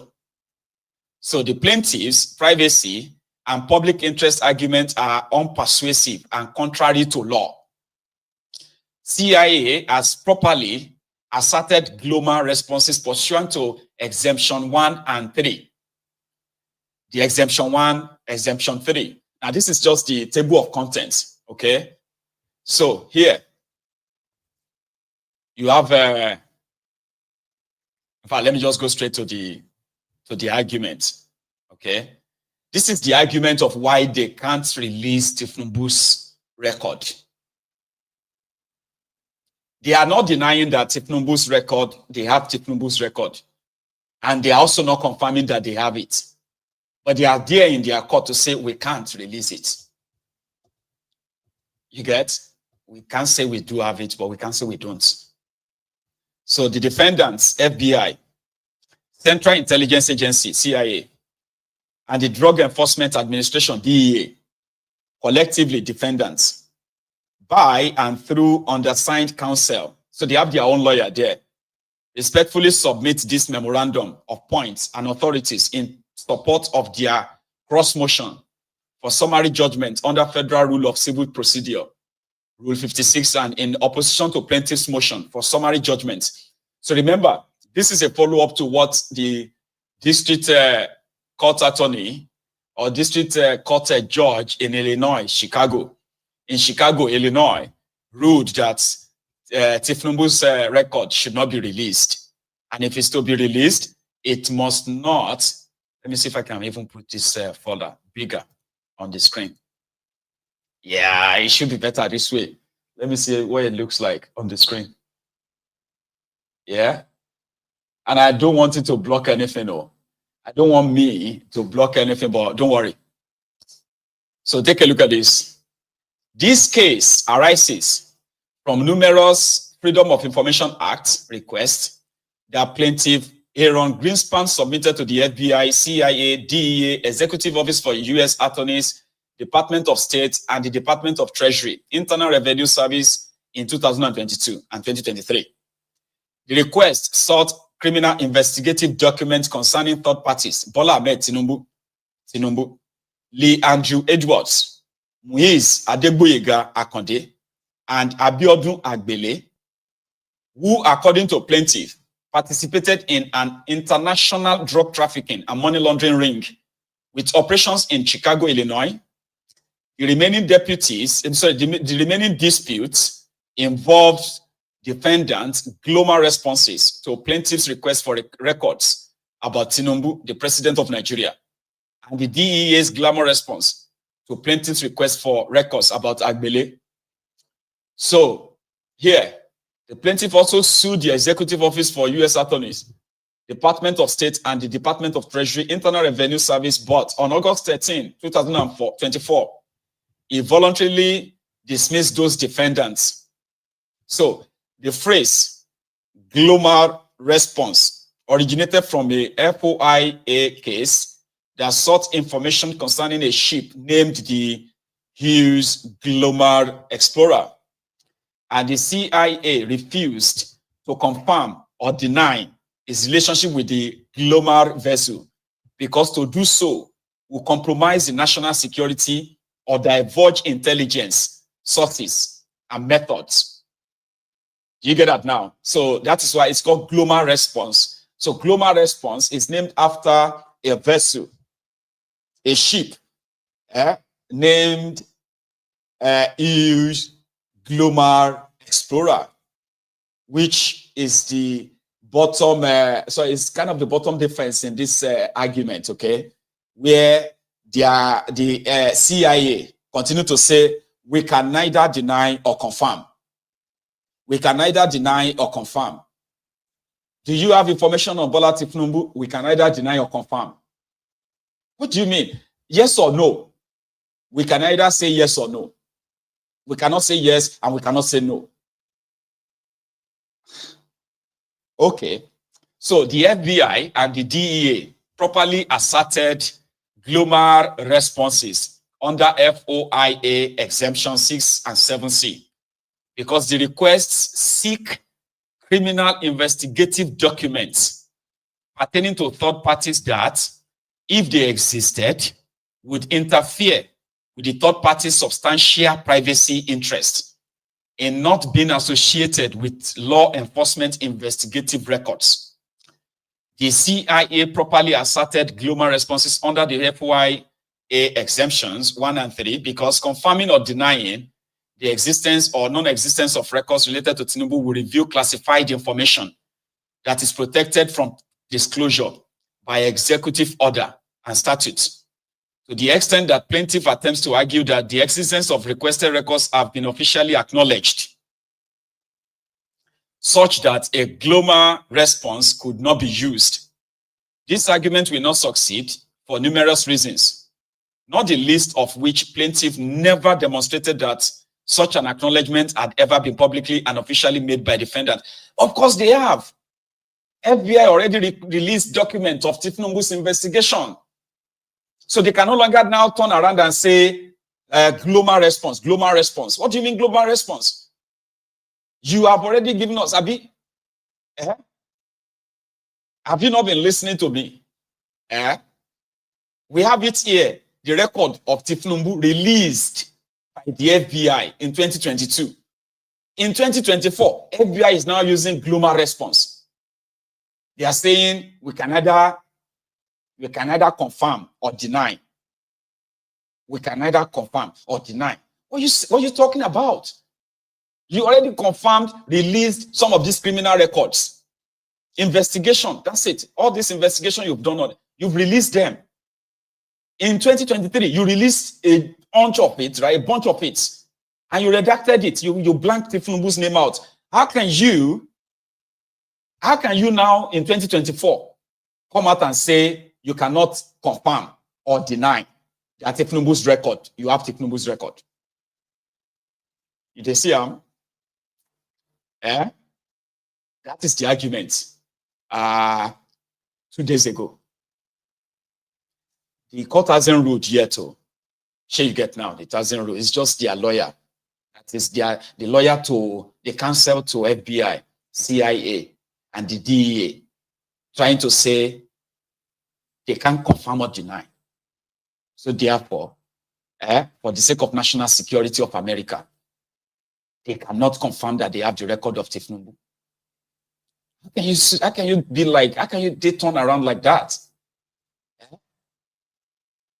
So there are 3 central questions before the court. And the plaintiff's case fails at each step. This is their lawyer talking, don't forget to. First, whether an affidavit of an agent of the Department of Treasury, IRS, PSCs the global responses of the defendants who are not part of the Department of Treasury. That is, whether the affidavit of an IRS agent constitutes an official acknowledgement of the FBI, DEA, and CIA that the records requested by plaintiff exist under circuit precedent. The answer is no. Second, whether a complaint brought by United States Attorney's Office of the Northern District of Illinois seeking forfeiture of seized funds in Tinubu's bank account based on the IRS agent's affidavit transformed the affidavit into an official and documented public disclosure confirming the FBI, DEA, and CIA records requested by the plaintiff exist. The answer to that question is also no. This is their lawyer saying the already made public documents doesn't exist again. The answer is no. Do you have the document on what the supposed IRS agent that investigated the proceeds of narcotic heroin trafficking and all that? Do you have the record? Do they exist? The answer is no. What? We still have that on our screen. If you roll back this video, you will see all the FBI documents that were released in 2022, 2023. Now in 2024, they said they don't exist. The lawyer is saying the answer is no. To the court. Yeah, to a court in Washington, D.C. 2 days ago. This is the argument. Then they went further. Third, even if it is presumed that the affidavit from an agent of one agency is imputed to other agencies, which the law forbids, plaintiff must establish that the prior disclosure matches and is as specific as the requested information. So they are saying that Aaron Greenspan must prove to the FBI, to the CIA, to the DEA, right, that even though publicly disclosed document of Tinubu that you have in public, that similarly the same one does exist with the FBI. He has to bring they have to kind of like show to them that the one in public, and the one with the FBI, they are the same. So if they cannot show that, then they don't have any case. I know this is what it is, Baba. In in the situation of, I mean, Americans will never allow anyone who is a foreign asset to lead them. But here we are. Tinubu spent $1.8 million between 2022 and 2023 to stop any release of his documents, despite his close protection by these agencies in America. He spent so much money to make sure that these documents said they must not release them. And his lawyer said, if they release these documents, it's going to cause irreparable damages to Tinubu. So this is their lawyer, okay, saying, the remaining defendants in this FY action are the FBI, DEA, and CIA. So, said, hang on, number ACF, number 40, steep of dismissal, meaning order August 13, 2024, dismissing other defendants. Additionally, as to these three defendants, plaintiff has agreed to waive his claim related to count 7, December 1, 2023, FBI FOIA request, FBI file number ATLG-C180, count 9, July 21, 2022, DEA FOIA request, Bola Ahmed Tinubu and Lee Andrew Edwards, waiver limited to Edwards. So that was where they kind of like redacted the Tinubu, okay, that they should, not release Tinubu's detail, okay. Here, March 23, 2023, DEA FOI request, Muiz Adegboyega Konde, and any corresponding allegation related to this request raised in count 13, declaratory judgments. I know this is just like a word of, So request number 1588244-000, FBI. This is what the FBI responded, their lawyer, by electronic FOIA dated March 29, 2023. Plaintiff submitted the FOIA request to the FBI seeking the entire FBI file for Bola Ahmed Tinubu. Date of birth, March 29, 1952. President-elect of Nigeria as of February 2023. By letter dated April 4, 2023. The FBI acknowledged receipt of plaintiff's FOIA request and notified plaintiff his request for assigned FBI FOIPA request number that the FBI informed plaintiff that because its request sought records for third-party individuals, it will neither confirm nor deny the existence of such records, pursuant to FOIA exemptions 6 and 7. The FBI informed plaintiff that the mere acknowledgement of the existence of FBI records on a third-party individual could reasonably be expected to constitute an unwarranted invasion of personal privacy, and that this was the FBI standard response to such request and should not be taken to mean that the records do or do not exist. They are neither here nor there.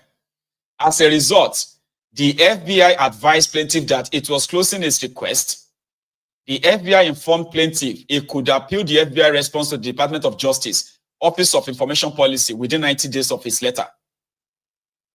Now that's what that is. So FBI response is that we can neither confirm or deny. Here you get. And because the person you are requesting us for, we believe is a private individual. So therefore, we are closing your request. Sorry. But if you are not happy with our decision, go to the Department of Justice, Office of Information Policy. Go and talk to them there. You are going to meet the brick wall again. Here you get.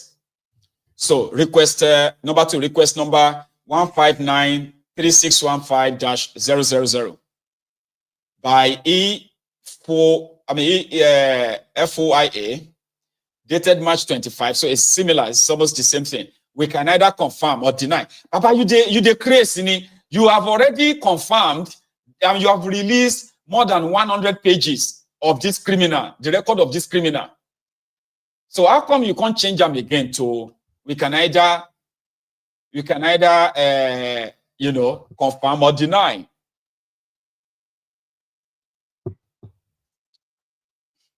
Now to the DEA, the request number 22-00892-F.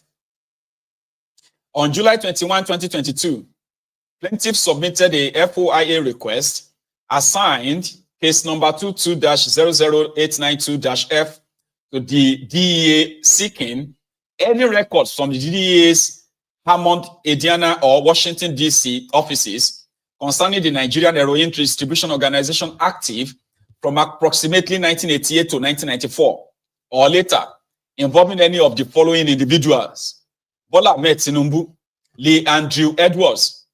This organization is described in a civil forfeiture complaint and a confidential IRS affidavit in civil action number filed in the Northern District of Illinois. Okay, so Exhibit 2, Davis Declaration. So on August 22, 2022, DEA notified plaintiff that the agency had decided to neither confirm nor deny the existence of such records pursuant to FOIA exemptions 6 and 7C, as even acknowledging the existence of law enforcement records on another individual could reasonably be expected to constitute an unwarranted invasion of privacy.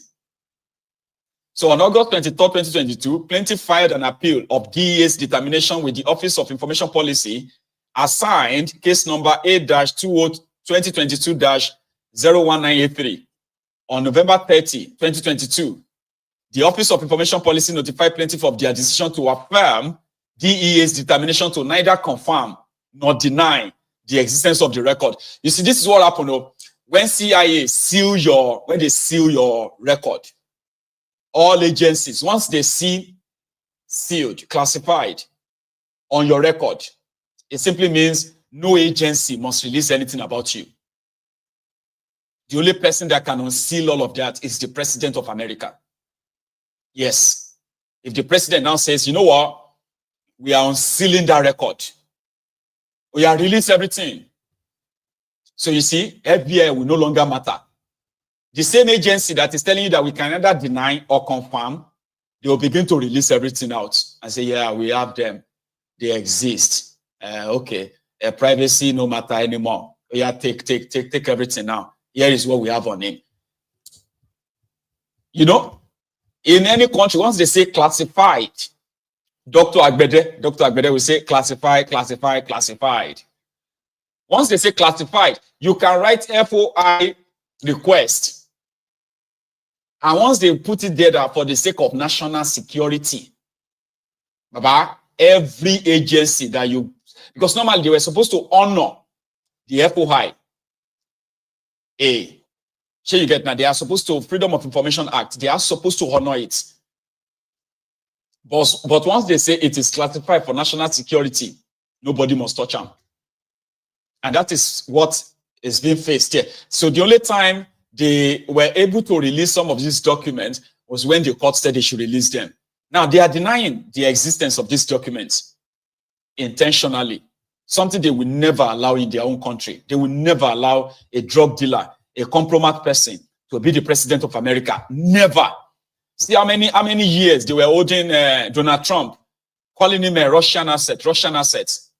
They even set up what do you call it? A special counsel or something, Mueller, to investigate that it was Russia that it was Russia that Donald Trump was representing for 4 years because of a dossier. They said there was a dossier from somebody, a dossier that was actually developed by Clinton, Hillary Clinton. Yeah? That they found out that Donald Trump was working for Russia for 4 years. They were investigating Donald Trump because they won't take it. They won't. They even impeached him because of this dossier. But now in America, in Nigeria, a drug dealer, a known drug dealer, drug baron, is the president of Nigeria. And they are telling us that we cannot, and all that. DEA, now this is the one for the CIA. So listen to the CIA own. They say on March 23rd, 2023, plaintiff submitted a request to the CIA for materials concerning Tinubu from January 1, 1985 to December 21, 2021. By a letter dated July 21, 2023, the CIA notified plaintiff that CIA assigned his request FOIA number F-2023-01008. On October 25th, 2023, the CIA issued a glomar response. Why did I call it glamour? Glomar response, and notified plaintiff that the agency can neither confirm nor deny the existence or non-existence of records responsive to his request pursuant to FOIA exemptions 1 and 3. According to the accompanying CIA declaration, the CIA invoked a glomar response because confirming or denying the existence or non-existence of record related to Tinubu during the relevant period will reveal classified information that is protected from disclosure by executive order, exemption 1, and statute, exemption 3, and an acknowledgement confirming or denying the existence or non-existence of such records will reveal classified intelligence information and jeopardize the clandestine nature of the CIA's intelligence activities and or disclose information about CIA's sources and methods. So then it became a civil action where, according to them, right, they said on June 12, 2023, plaintiff filed a complaint, which the agency answered on August 28, 2023. On that same day, plaintiff filed an amendment complaint adding the CIA as a defendant. The agencies answered the amended complaint on September 11, 2023, and the CIA filed a supplemental answer on September 27, 2023. On March 24, 2024, plaintiff filed a second amendment complaint, ACF number 35, which the agency answered on April 8, 2024. From the outset and throughout the litigation, the FBI, DEA, and CIA have asserted glomar responses as to plaintiff's request to each of them for records about Tinubu, and as to plaintiff's request to the DEA for records about Agbele, right? On August 13, 2024, plaintiff stipulated to the dismissal of the Executive Office for United States Attorneys, Department of State and IRS, stip of dismissal scored. The court dismissed these defendants. See, they lost. So, minimum order, August 13, 2024, plaintiff and the remaining defendants, FBI, CIA, and DEA, agreed to proceed to summary judgment briefing, limited to certain specified issues, namely the glomar responses as to Tinubu and Agbele. On September 12, 2024, plaintiff filed a motion for summary judgment. Defendant now oppose plaintiff's summary judgment motion and cross-move for summary judgment on the ground that they complied with their obligations under FOIA when responding to plaintiff's request. For these reasons, and those set forth in the accompanying declarations, the court should grant summary judgment in favor of defendant. Remember, this is their lawyer in court in Washington, D.C., defending the CIA, FBI, as well as the DEA, for why they cannot release thiefnubu's documents. This is their lawyer. This is, you know what I mean? So the legal standard, so summary judgment is appreciates when the pleadings and evidence show that there is no genuine issue as to any material fact and that the movant is entitled to judgment as a matter of law. The party seeking summary judgment must demonstrate the absence of a genuine issue of material facts. A genuine issue of material fact is one that might affect the outcome of the suit under the governing law. So Anderson versus Liberty Lobby Inc., 477 US 242-256, 1986. Once the movement has met its burden, the non-moving party may not rest upon the mere allegations or denial of his pleading, but must set forth specific facts showing that there is a genuine issue for trial. Blah, blah, blah, blah, arguments, blah, blah, blah, blah, blah, like that. So here, the FBI and the DA properly asserted Gloma under exemptions 6 and 7C, and the CIA properly asserted Gloma under exemption 1 and 3. So they said FBI and DA have properly asserted Gloma responses pursuant to privacy. So Gloma is that we can either confirm or deny. I'll leave you with the rest. My time is up. We have to take calls to those who might want to react to this. So, you know what? Read the comments. In the comment, right, you will see the link to this new document. So we are waiting for what the court will say. If the court is going to say, you know what, your Gloma response or Gloma responses doesn't count now. What you need to do is that release the documents. Release it. And then we can see what they are hiding. thiefnubu is CIA American assets. There is document to prove that. thiefnubu said if they release his documents or his record, his criminal record, everything about him, there will be consequences. So the people, over 200 million people, that thiefnubu is destroying their lives now in that contraption, they deserve to know. They deserve to know. Even though some of us believe that maybe even if they release everything, what would you do, Nigerians? They've released enough documents of the criminal past of this guy. But people didn't really do anything. But yeah, that is plausible. It's an argument that, you know, somehow, well, makes sense. It's disappointing, but it makes sense. But for the sake of the unborn generation, it is ideal to leave this information out there. People need to know who this guy is and why it will help them to tank and destroy that contraption. That's what he is doing right now. America doesn't have to come in and destroy Nigeria. They have an asset that can do that for them easily. The one that can put millions of children's lives in danger, leave them in poverty. I'm talking about generational poverty. He can do it. So therefore, a country like Nigeria, with over 200 million population, with a vast, what do you call it? A vast deposit of mineral resources that could have made them one of the powerful countries in the world. They would never have the chance of reaching any stage or any level to be a threat to the United States of America or any of these Western countries, because all of their assets in that country, they are doing the job for them. Others, there are those who are doing the Islamic fundamentalist work for them in Nigeria.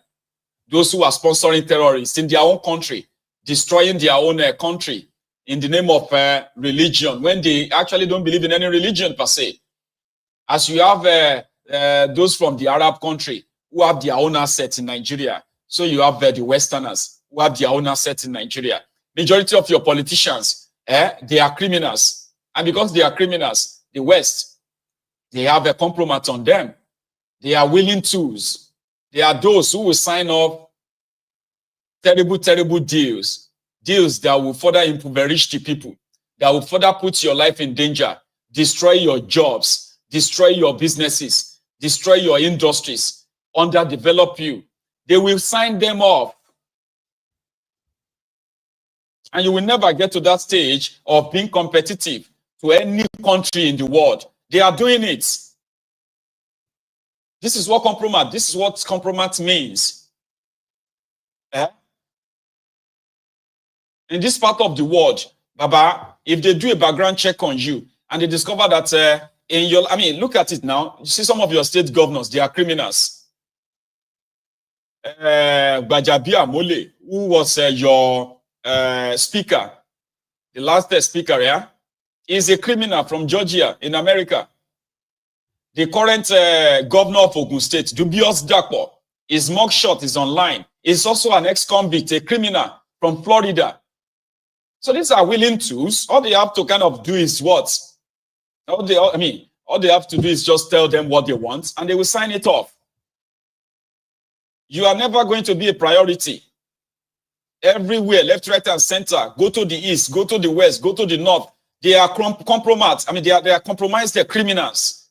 When you begin to dig into their past, you will see where and who is holding the leash.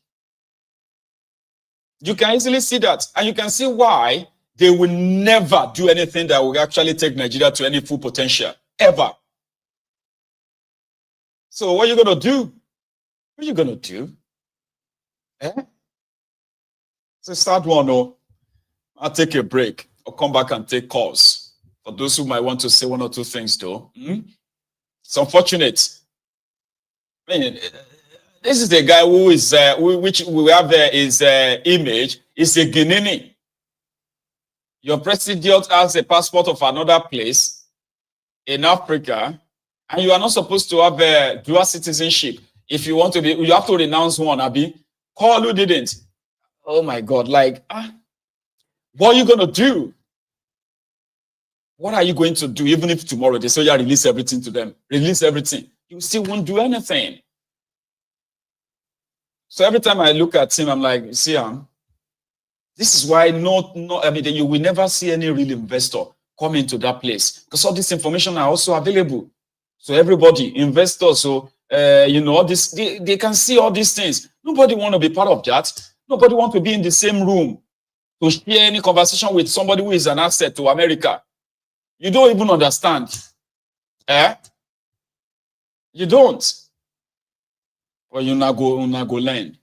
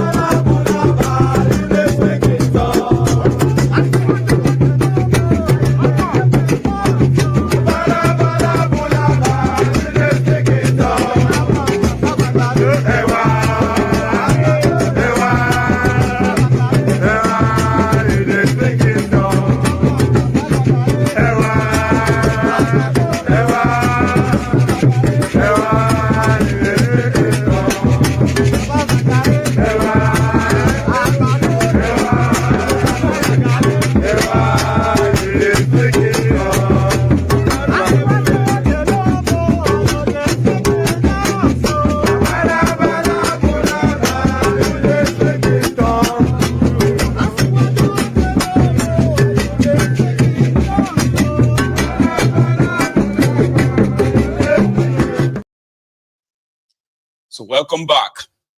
Listen, if you have not liked the broadcast, please do. All right. You don't even have to like me. But at least like the broadcast to show that you are here. And then if we see any abobaku or any ronuku that is trying to cause a nuisance here, you know what to do. There are people with spanners, okay? Because most of them have always been like shouting people down. So sometimes they will be asking you dumb and stupid questions, because they all know that maybe the generality of Nigerians are either too poor to even comprehend what this means, all right?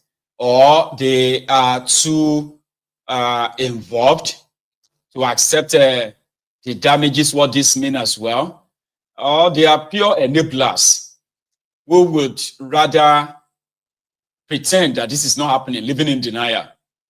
Okay, but to everyone else, I know that we were all raised to live in fear. In fact, it's considered when we were growing up never to question there are people that you are not supposed to question in Nigeria. Those who are older than you, those who are in the position of authority, and those who are rich. If you question them, it is almost like an abomination. So that is why when people come around and try to say they are worried, don't worry about me. Please, please, please, please, please. I am worried for me. And that is why I can't keep quiet. Whether this is effective or not, don't worry. You should be worried about your lives and yourselves. Okay? So the publicly available information is meant to be given enough voice, because we don't know if this is all some people actually need to be spurred into action. Okay, don't worry about me. They can't do anything to me. Nothing. They cannot do anything to me. I'm saying that publicly now. But there's more they can do to me and you, even without touching us, that can actually really, really destroy us when these guys continue to hold power in that contraption. That is why you should be worried about them. Don't worry about me. Here, hello. Yes, my boss. Pablo, Baba. That's me. How are you today? I'm very well. Yourself? Yeah, not too bad. Not too bad. Right. You've dropped another one. We're in big trouble. Big trouble. Tell me about it.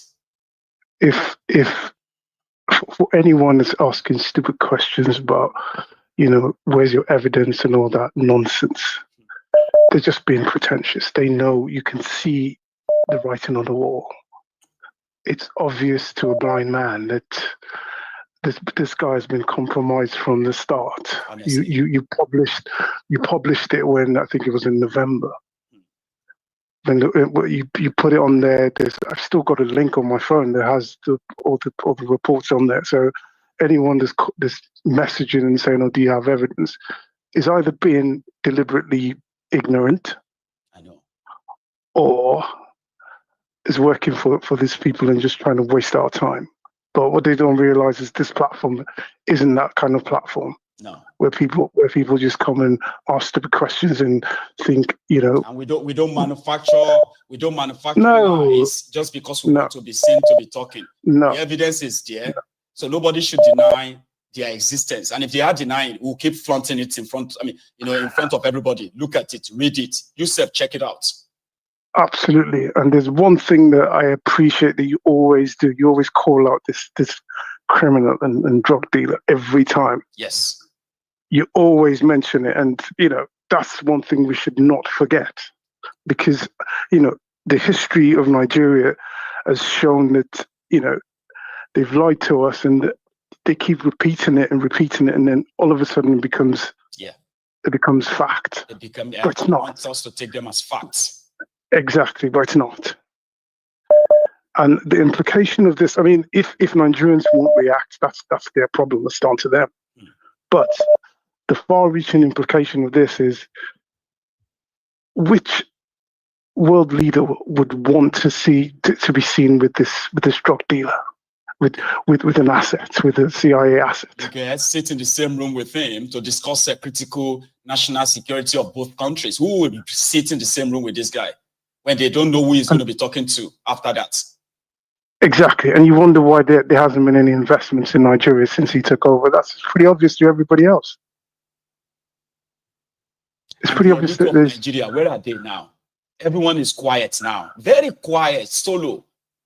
Michael, when this whole thing kicked off, when Atiku was running to the courts and all this nonsense, they knew what this guy was about when he was being hounded by Gani Fawayimi back then. they knew everything and they kept quiet because, you know, it didn't affect them. But that's the thing about when you try to, you know, ignore what's staring you in the face and kick the can down the road, you forget that you know, somewhere down the line you're going to meet that can, and you have to deal with it. Now he's the president of Nigeria. What can they do now? It's crazy, absolutely crazy. You can't make it up. You can't even imagine it. We're in big trouble in that country. It's not only about drug dealing. Now it's just you've got a compromised figure as the president of Nigeria, the most populous and the biggest black nation on earth, and a disgrace to the black nation as well, to the blacks.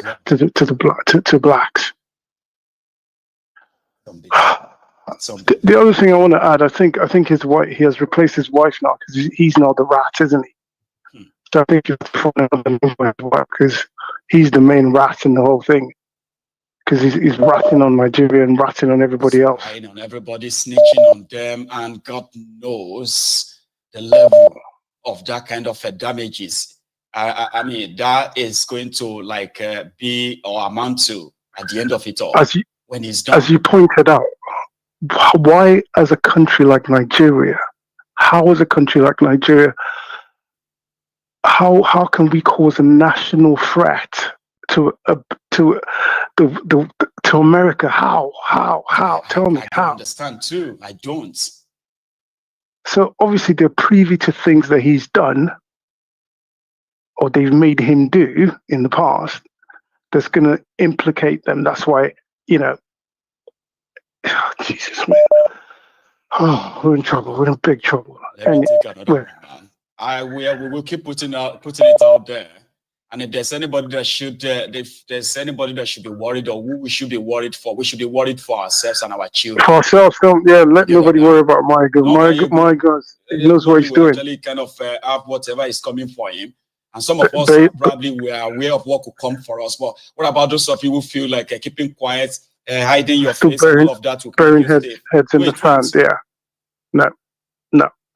Thank you, boss. So you stay safe. You take care, bro. You have a good one. You too. Man. Take care. Cheers, bye. You too. So I have another caller, and I think this is Ahmed. Hello. Naoni. Lafiya kalau ya kake kana lafiya? Lafiya kalau Mandala. Yawa. Thank you so much, Baba. Please. Sannu da aiki. Lafiya kalau. Yawa, you say yawa, you say good, you say yawa. Okay. Yawa. Yawa. I say well done. Good job, well done. Thanks, Baba. Always. I don't really have much to say. I was just reading the comment because I came late actually. So I was just reading the comment and I seen someone who was Andrew Milder, who said, we like what you do, Mayegun, this, that, exposing bastard. I live in the US, I'm a paralegal. Man, we don't know how long you've been here, but bro, if you know what they talk about when they say freedom of expression, this is freedom of expression. That's right. Nobody we enter go office. Nobody might go enter their office, go pull and come out from their office. So if they don't want it to be online, they will never put it out there for people to see, or for people to be able to access it. You understand? So I don't understand when some people try to, they call them fearmongers, Abi. They try to like put fears in people, say this, say that. Look, we are living free. No be Nigeria we dey. We go carry something, come out. Somebody go begin hunt you, won't finish you. That one no they happen. So my that's why I'm like people should worry. You know it happen. You know it happen because me. Someone will say, we love you, we do this, but I live in the US. Don't enter the USBs. US for only Kenny. Them say they know they support within the happen. Now, not be here all of us. We know this within the happen. If our own place good, we no go leave our own place, begin come everywhere like this. So when we see something and it's alarming and we raise alarm, we self talk about them. I mean, what's bad about it? There's nothing bad about it. You talking about stuff like that. So you're trying to put fear in who? How? I did what? try to possibly just correct a lot of them. You know, something I observed, which over time, right, is the fact that majority of people, they usually say, you know what, Mayegun, just, you know, for your own safety, right? Don't talk about this one, talk about that one. It's actually, it's not because they love me, oh. It's not because they care about me, oh. It's mostly because they believe that they want me. No, they want me to stop talking about something that they have possibly vested interest in, or the fear that they have over themselves, projecting same. Here you get now, like of course, if they may come for you. They may can come, Papa. Let them come. They won't be. It won't be you. They will come for. It will be Mayegun. Exactly. But the thing is that whatever is already said can't be taken back. Exactly. All that. So if you are so scared to speak your mind, and you are projecting that same fear on somebody else, so last, who wins? Mayegun, you see, there is something we used to say. There are some people that they left Nigeria, but Nigeria never left them. It is the same thing. These are the kind of people that if they are in Nigeria, they will be seeing white, they will call it black because they don't want to get in trouble. They don't want stuff like this to hit them because they feel like and that's the problem that they happen said in that the Tinubu may ask them to extradite me. I was like, really? That would be interesting. Let's try it. Oh yeah, really. But that's so easy to extradite people. It would be like people don't even know, like you don't know where you're right. I mean, you need to go and study well how your right works. You need to go and study well how your right works. Somebody will not just wake up one day and say, they won't be on. What did you say? Everything that you say on your platform, Mayegun, it is something that somehow it is out there, but you try to go pull it out. Like let's emphasize on these things. Let's talk about it more so that it can go viral, so that people can understand. Like you break it down bit by bit for people to understand, because many of us see papers like this, stuff like this online, but like we don't actually like take our time to read, understand what he's saying, and like teach ourselves, okay, this is what they are doing to us. This is maybe because we think we have other things to do, so we don't really have much time. That's why some of us will just come around here, like listen to this, and once we see one, but I've seen this paper or this thing somewhere. That means me said, man, go back, then you said that is where you now go back and now start digging, start reading more, now understand that also this thing where I see. So now, Lord, they don't finish. You understand? So it's not as if it is something that Mayegun is as Yahoo they do their thing, they will first go enter place, pull something, come up by force, and all it's these not kinds to say I was hacking into the CIA or exactly. into the FBI back end and then pulling out a document. These are publicly available documents. So the fear of it is pretty much like the way we were brought up. It's not even about so you guys to understand that it's about how we were brought up, projecting fear. Yes. So you guys will understand that Mayegun is just trying to make you pay attention more to things like this, not because of saying go find the document from any. No, he's just making all of us here to pay more attention, because a lot of people don't pay attention. They just what's going on in Nigeria? Dollar don't rise, this thing don't go up, food, share, rice, kinikon, all those kind of things. It's not all about that.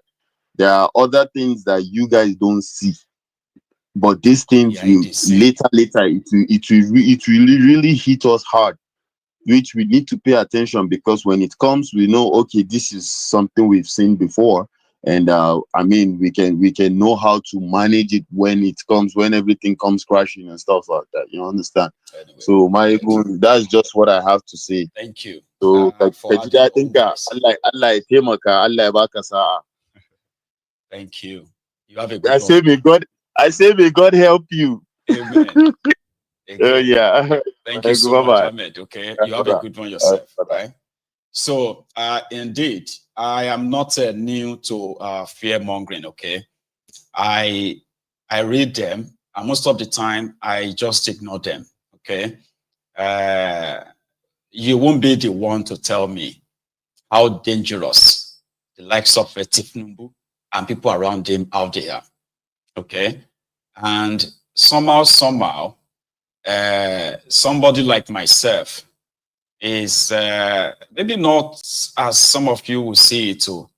I will run into that supposed trouble, and the trouble will run away from me, okay? So there's something I have come to realize. Majority of us who don't want some of the exposés on these criminals, number one, it is due to how you were brought up.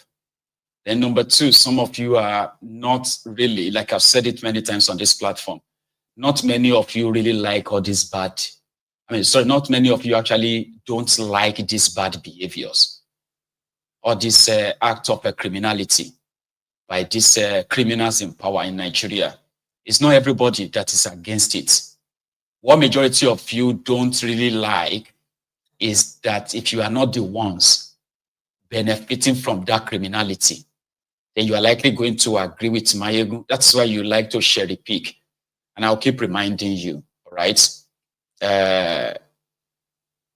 Don't claim that you love me more than me, all right? Don't, because you don't. You don't love me more than me, okay? Don't feel so worried for me. Because you see, Nigeria is a place where we love to talk about the problems. Oh, we love to talk about Nigeria. Nobody where you go ask about Nigeria problem that won't tell you convincingly about Nigeria problems. But where some of them always draw the line is when they begin to actually mention the names of those behind the problems. That's where people will be like, what did you, And you know, somebody like myself, I have been in this now for a while. I have. And I can see through some of the people's hypocrisy. That's why I said Nigerians are not cowards. Well, many Nigerians are actually not cowards. They are hypocrites. Okay? When they react to something, if Nigeria says, this thing is very bad, how can you do that? When you look at the background, you will see that their reaction is mostly coming from their own biases. Some will react because the person involved is not from their tribe or not from their religion. Here you get. So they will react in a way that you think they care so much. Now, if similar thing happen elsewhere, they will be so unconcerned. Not the same reaction. And I am not like that. So that is why I have told you many times, okay, you can't love me more than me. I love myself and I love my own safety very, very much. And I won't compromise it. But when I share something with you, right, it is now left for you. You know, it's left to you possibly on how you deal with it or how you handle it. Okay? You will never love me more than me. And as for thiefnubu and his gang, I have said this many times. The only thing I won't do is to go into that contraption and put myself at their mercy where they can do anything. But outside that contraption, let them come. Hello. Baba, the Mayegun, Yes, the sir. general. How are you? I'm fine, Baba. It's Tokwe Babalola from Canada. Oh, Topsy Baba, thank you so much. How are you doing this morning? I'm good. Baba, Exactly. Don't let me share. That is it. So the only time they have a control over me or will have any little kind of close opportunity over me is if I have to buy my ticket and go into the contraption, then I'm at their mercy. But outside that place, there is Benny.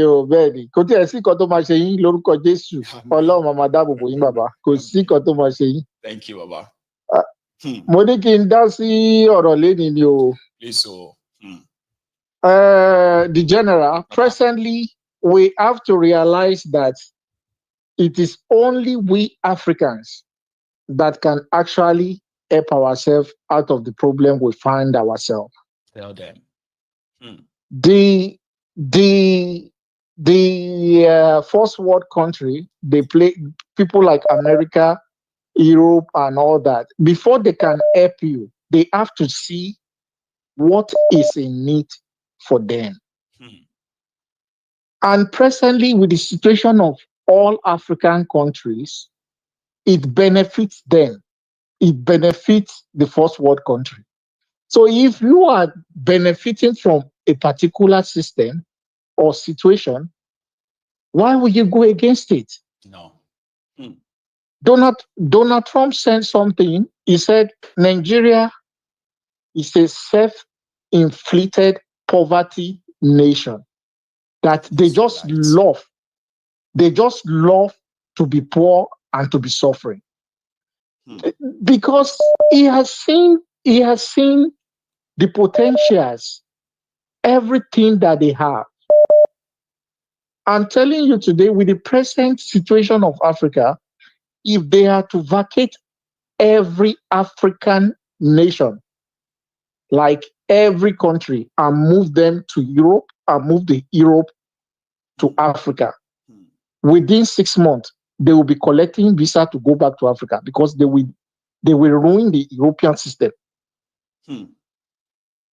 It's just to tell you, it's just how backward they have made us, Agi. Yes, because it is a state capture, Baba. Wọ́n fi ṣẹ́kẹ́ṣẹkẹ̀ sí ẹ lọ́wọ́, wọ́n fi ṣẹ́kẹ́ṣẹkẹ̀ sí ẹ lẹ́sẹ̀, oúnjẹ àpáta. Ṣẹ́ni tán bẹ́ lórí iṣó tún jẹnu wúyẹ́ ni. They have captured the whole system. So no matter what we say, it's not effective. Nígbà tí wọ́n sọ pé wọ́n fẹ́ riot tí Akpabio ní let them be rioting, will be enjoying, they will be partying. And it's the truth. Nigerians are on the street rioting. Our senators are in Naikonuga and eating with girlfriends while we are rioting on the street. That is the reality. So if we think that anything is going to happen differently, it's never going to happen. I told my wife, I said, 1,000 OB will not solve Nigerian problem because it will never be allowed to solve it or to get to that position. But 1,000 Showore in Nigeria, 1,000 Delefaro TV in Nigeria, 1,000 Very Dark Man and people like that that are ready to lay down their life will solve Nigerian problem, Baba. These are people that are ready to confront the situation. They are not preaching about business as usual again. Business as usual is not going to get us anywhere. No. Nigerians have to realize that even though there have been various people that presented themselves as Moses to escort Nigeria out of Egypt, they have not even recognized they are Moses yet, let alone following him. We are still in Egypt, Baba. We haven't even started any agitation at all. In Egypt, Nigeria is like Israel. We are still just murmuring in Egypt. And for somebody, for a Moses, way out of all of this, people have for Moses, for Moses to emerge in Nigeria, Baba, if Moses were to be an ordinary person like Aaron or Joshua or Caleb, he won't be able to lead these children of Israel out of Egypt. You have to be in that process, Baba. You have to be among them to lead Nigeria out of the problem. Moses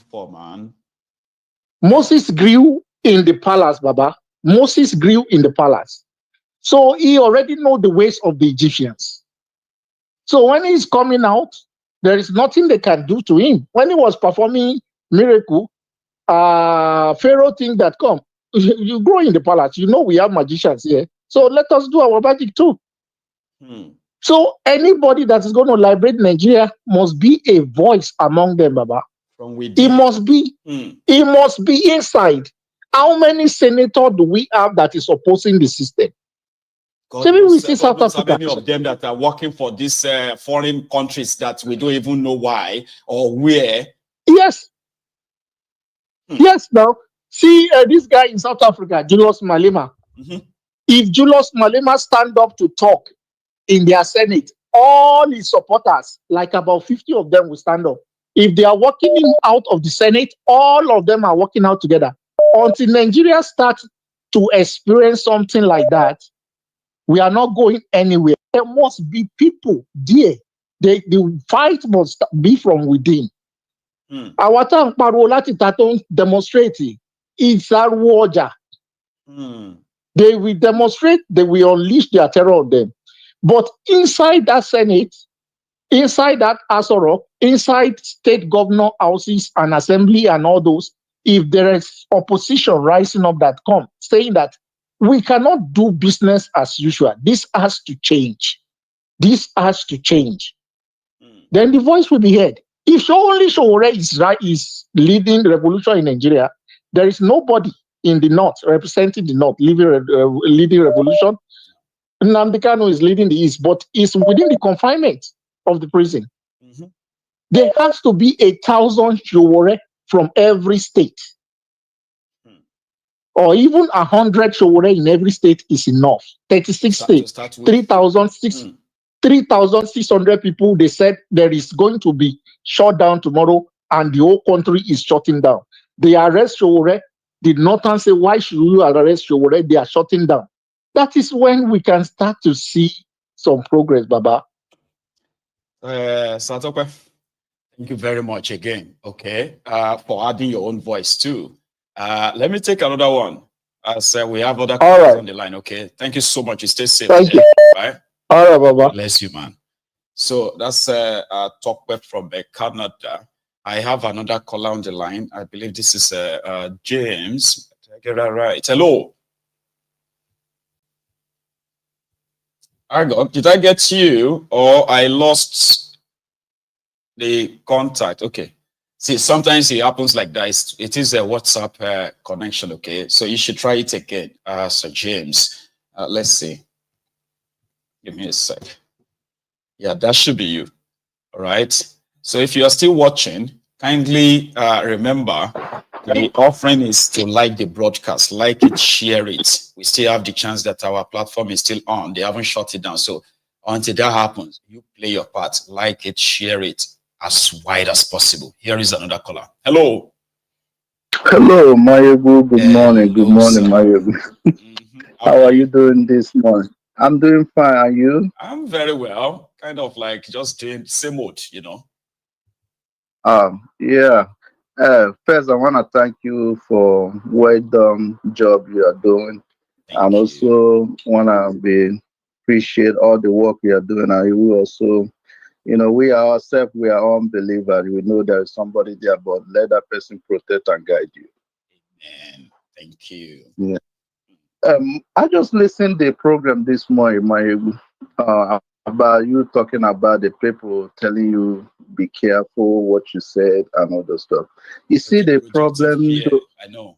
Yes, exactly. People, James, like there are people who just recently joined us. Remember when we used to be 10,000, then we became 20, then we became 30. Right. Now we are over 100,000. There could be some new people who just came across Mayegun, and to them this is too much. Yeah, but that's the same mentality that they have and they grow up with, and they're still destroying every single one of them there, and also the people that follows them. Right. You see, they project fear to us, and they give the enemy strength to keep on suppressing us, to keep on killing us, to keep up demeaning us. You see, when we try to fight, when they talk about the freedom, they think the freedom is given. No freedom is given. No. It's owned. You have to go there under freedom. That's right. You have to fight for it. You have to learn every inch of yourself and your life to it, because you're not fighting the freedom for you. You are fighting it for your kid. Yes. Your future grandkid. the unborn kids that we are going to have, them they're gonna have, because they're gonna remember them, because what you're building is a legacy. It's not a name. It's what they call legacy. When you have that legacy, I have that goal you try to achieve, and nothing is possible to achieve. Freedom is not free. No. You have to fight for it. You have to let imagine those ones who put their lives on the line, even those who live in that place. We have seen a lot of them. Okay, so if somebody like me is so scared to talk, what about those ones who are standing on the street, despite the fact that they know they could be harmed, and they are being armed, they're being locked up? Or me sitting in front of a camera should be worried of what I say? Like, what kind of a man would that make any of us? Is not, because you letting all your time and effort to be in another country and know exactly what's going on in that country, because you want to, because there's what they call the heritage where we was born. Is in our blood. It is. You know, I listened to the last caller when he said that that we had to fight, they had to have thousands of these people or these people to fight that Nigeria. My brother, I'm just kind of learning my own opinion. It's not gonna work. You see that division is in the blood. That division is in the blood. There is nothing they can change it, and that is the reason why these people call themselves government. That's where their power lay on, because he can talking about how to make their country and make the whole place to be made better for every single one. It doesn't matter where you're from. But we see that division coming. We're protesting here to try to make the government do the work, and the people in the northern region just stay silent. Then the processing in the south, then the people in the south part of eastern region, everybody keep quiet. He protesting in the east and fighting, and you see the people in the southern town, they just started. It's just like the blood thing that was inside. And what is the medicine to cure it? Divide that country. Let everybody goes on their own separate way and do the things on their own way. And dividing Nigeria doesn't mean that we cannot be neighbors and being a friend or doing it. It's just a competition of business, investment, economy. Because with this division that we have in the blood, there is no way we all can work together. Whoever telling you that let's come work together in that person is a liar, and that person is a deceiver. Because there is nothing on this earth that you can do. Because if in Nigeria could be something that we say, let's work together, that country should be it should be more better than Dubai that we all of them dying to go to.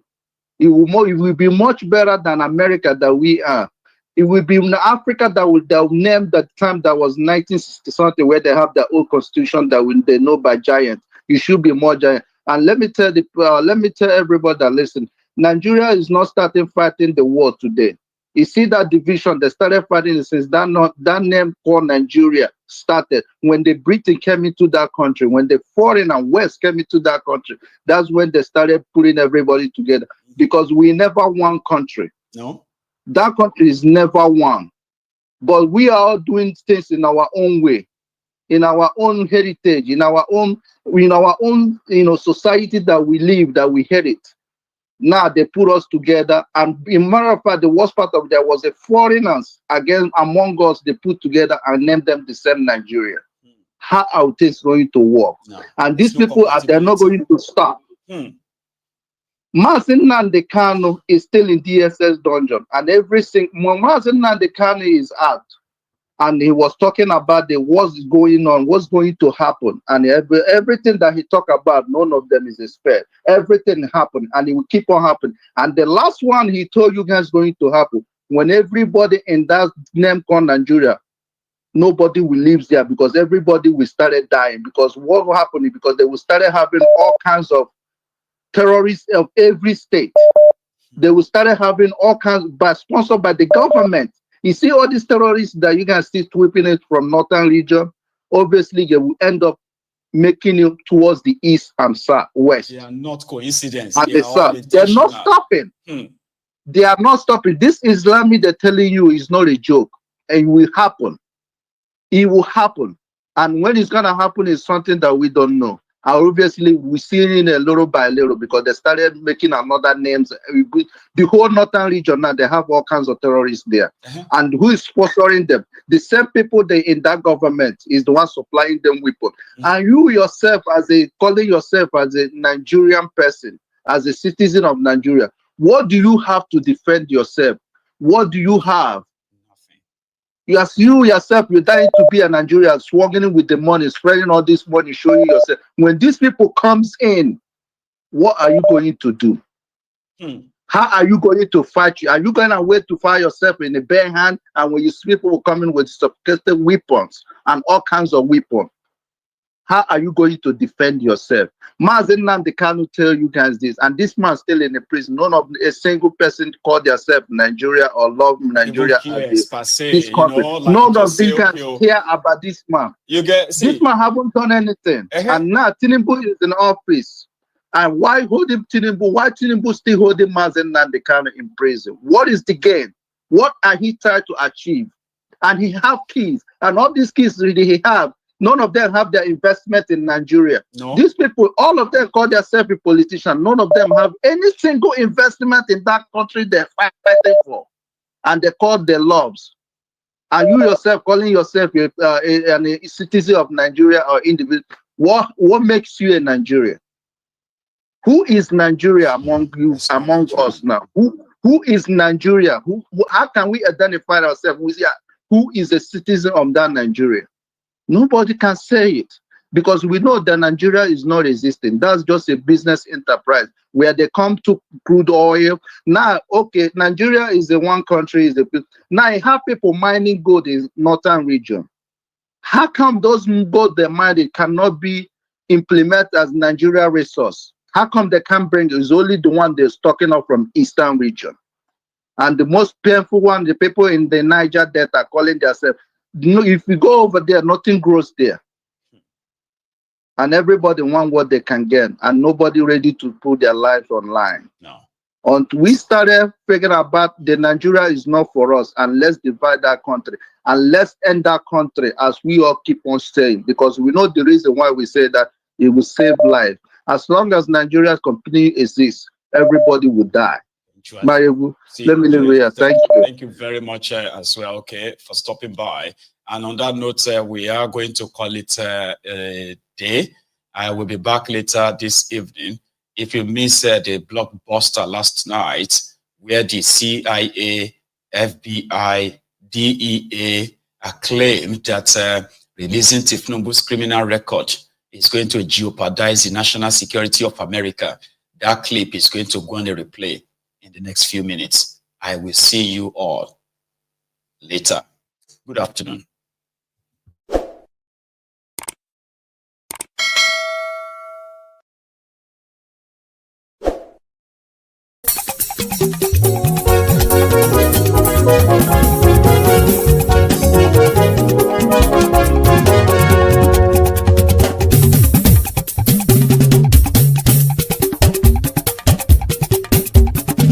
Mayegun làwa mọ̀ làmọ̀ tó dòdòdò. Mayegun dayari Nayibi #1. Mayegun làwa mọ̀ làmọ̀ tó dòdòdò. Mayegun dayari Nayibi #1. Mayegun ti dé o ọ̀rẹ́ ara ìlú. Mayegun dayari Nayibi #1. Lórí Facebook, lórí YouTube. Mayegun dayari Nayibi #1. Gbogbo bó ṣe ń lọ ni Mayegun já wa sí. Mayegun dayari Nayibi #1. Àṣírí ọ̀jẹ̀lú kì í bò níbẹ̀ o. Mayegun dayari Nayibi #1. Bó bá ṣe eré àní Mayegun máa wí. Mayegun dayari Nayibi #1. Ó sì tún ṣe eré wàá gbọ́ níbẹ̀ o. Mayegun dayari Nayibi #1. Mayegun dayari political. Mayegun dayari Nayibi #1. Godfatherism kò sí lọ́rọ̀ Mayegun. Mayegun dayari Nayibi #1. Ẹ farabalẹ̀ sẹ́ o kẹgọ́rọ̀ lẹ́nu o. Mayegun dayari Nayibi #1. Àní Mayegun làwa mọ̀ tó dòdòdò. Mayegun dayari Nayibi #1.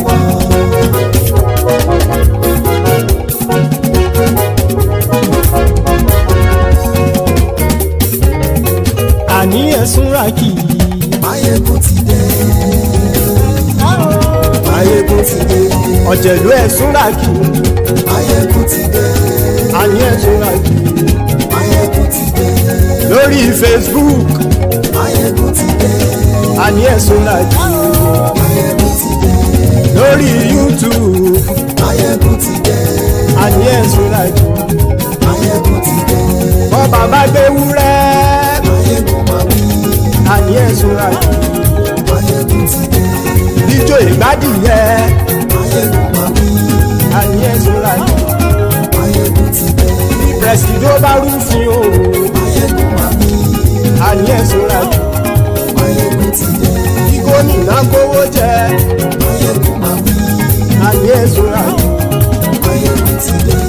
Ọlọ́pàá tí ń darí bá. Máyégún máa wí. Àní ẹ̀sùn ràkì. Máyégún ti dé. Aṣòfin tí ń rúfin o. Máyégún máa wí.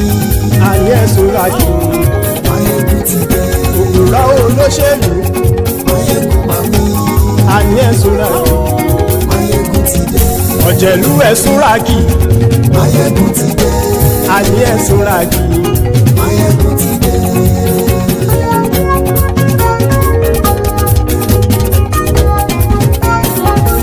Máyégún ti dé. Gbogbo ọ̀jẹ̀lú ẹ̀sùn ràkì. Máyégún ti dé. Gbogbo ọ̀jẹ̀lú ẹ̀sùn ràkì. Ṣùgbọ́n ẹni bá ti ṣe èyí tó yẹ kí wọ́n ṣe, ọmọ bá dèrò ní fi wọ́n níran o. Máyégún ti dé. Gbogbo ọ̀jẹ̀lú ẹ̀sùn ràkì. Máyégún ti dé. Gbogbo ọ̀jẹ̀lú ẹ̀sùn ràkì. Ṣùgbọ́n ẹni bá ti ṣe èyí tó yẹ kí wọ́n ṣe, ọmọ bá dèrò ní fi wọ́n níran. Wọ́n fowó bẹ́ẹ̀ o, Máyégún ó sọ pé wọ́n ò bẹ́ẹ̀. Wọ́n fowó bẹ́ẹ̀, Máyégún ó sọ pé wọ́n ò bẹ́ẹ̀. Oníkan ṣáàtì ṣe èyí tó yẹ kí wọ́n ṣe fáwọn ará ìlú tó gbé wọn débẹ̀ o. Máyégún ti dé. Gbogbo ọ̀jẹ̀lú ẹ̀sùn ràkì. Máyégún ti dé. Gbogbo ọ̀jẹ̀lú ẹ̀sùn ràkì. Ṣùgbọ́n ní bá ti ṣe yìí tó yẹ kí wọ́n ṣe, ọmọ bá dẹ́rọ̀ ò ní fi wọ́n níran. Kì máa yí ṣe eré, ọ̀rọ̀ yìí kì í ṣe ẹ̀fẹ̀. Kì máa yí ṣe eré, ọ̀rọ̀ yìí kì í ṣe ẹ̀fẹ̀. Ẹni bá ti lè lẹ́bọ̀ lẹ́rù o, ọmọ bá dèrò kàṣàyè tú wọn síta. Máyégún ti dé. Gbogbo ọ̀jẹ̀lú ẹ̀sùn ràkì. Máyégún ti dé. Gbogbo ọ̀jẹ̀lú ẹ̀sùn ràkì.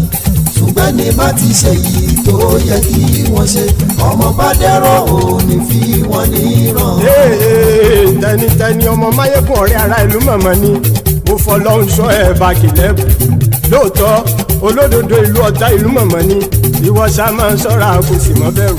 Bọ́tà ń lè rí bóníṣègùn lé káwọn mọ̀mọ́ fi ṣera wọn ni ó ti dẹrùn tí wọn ò gbọ́dọ̀ sè mọ́bẹ̀.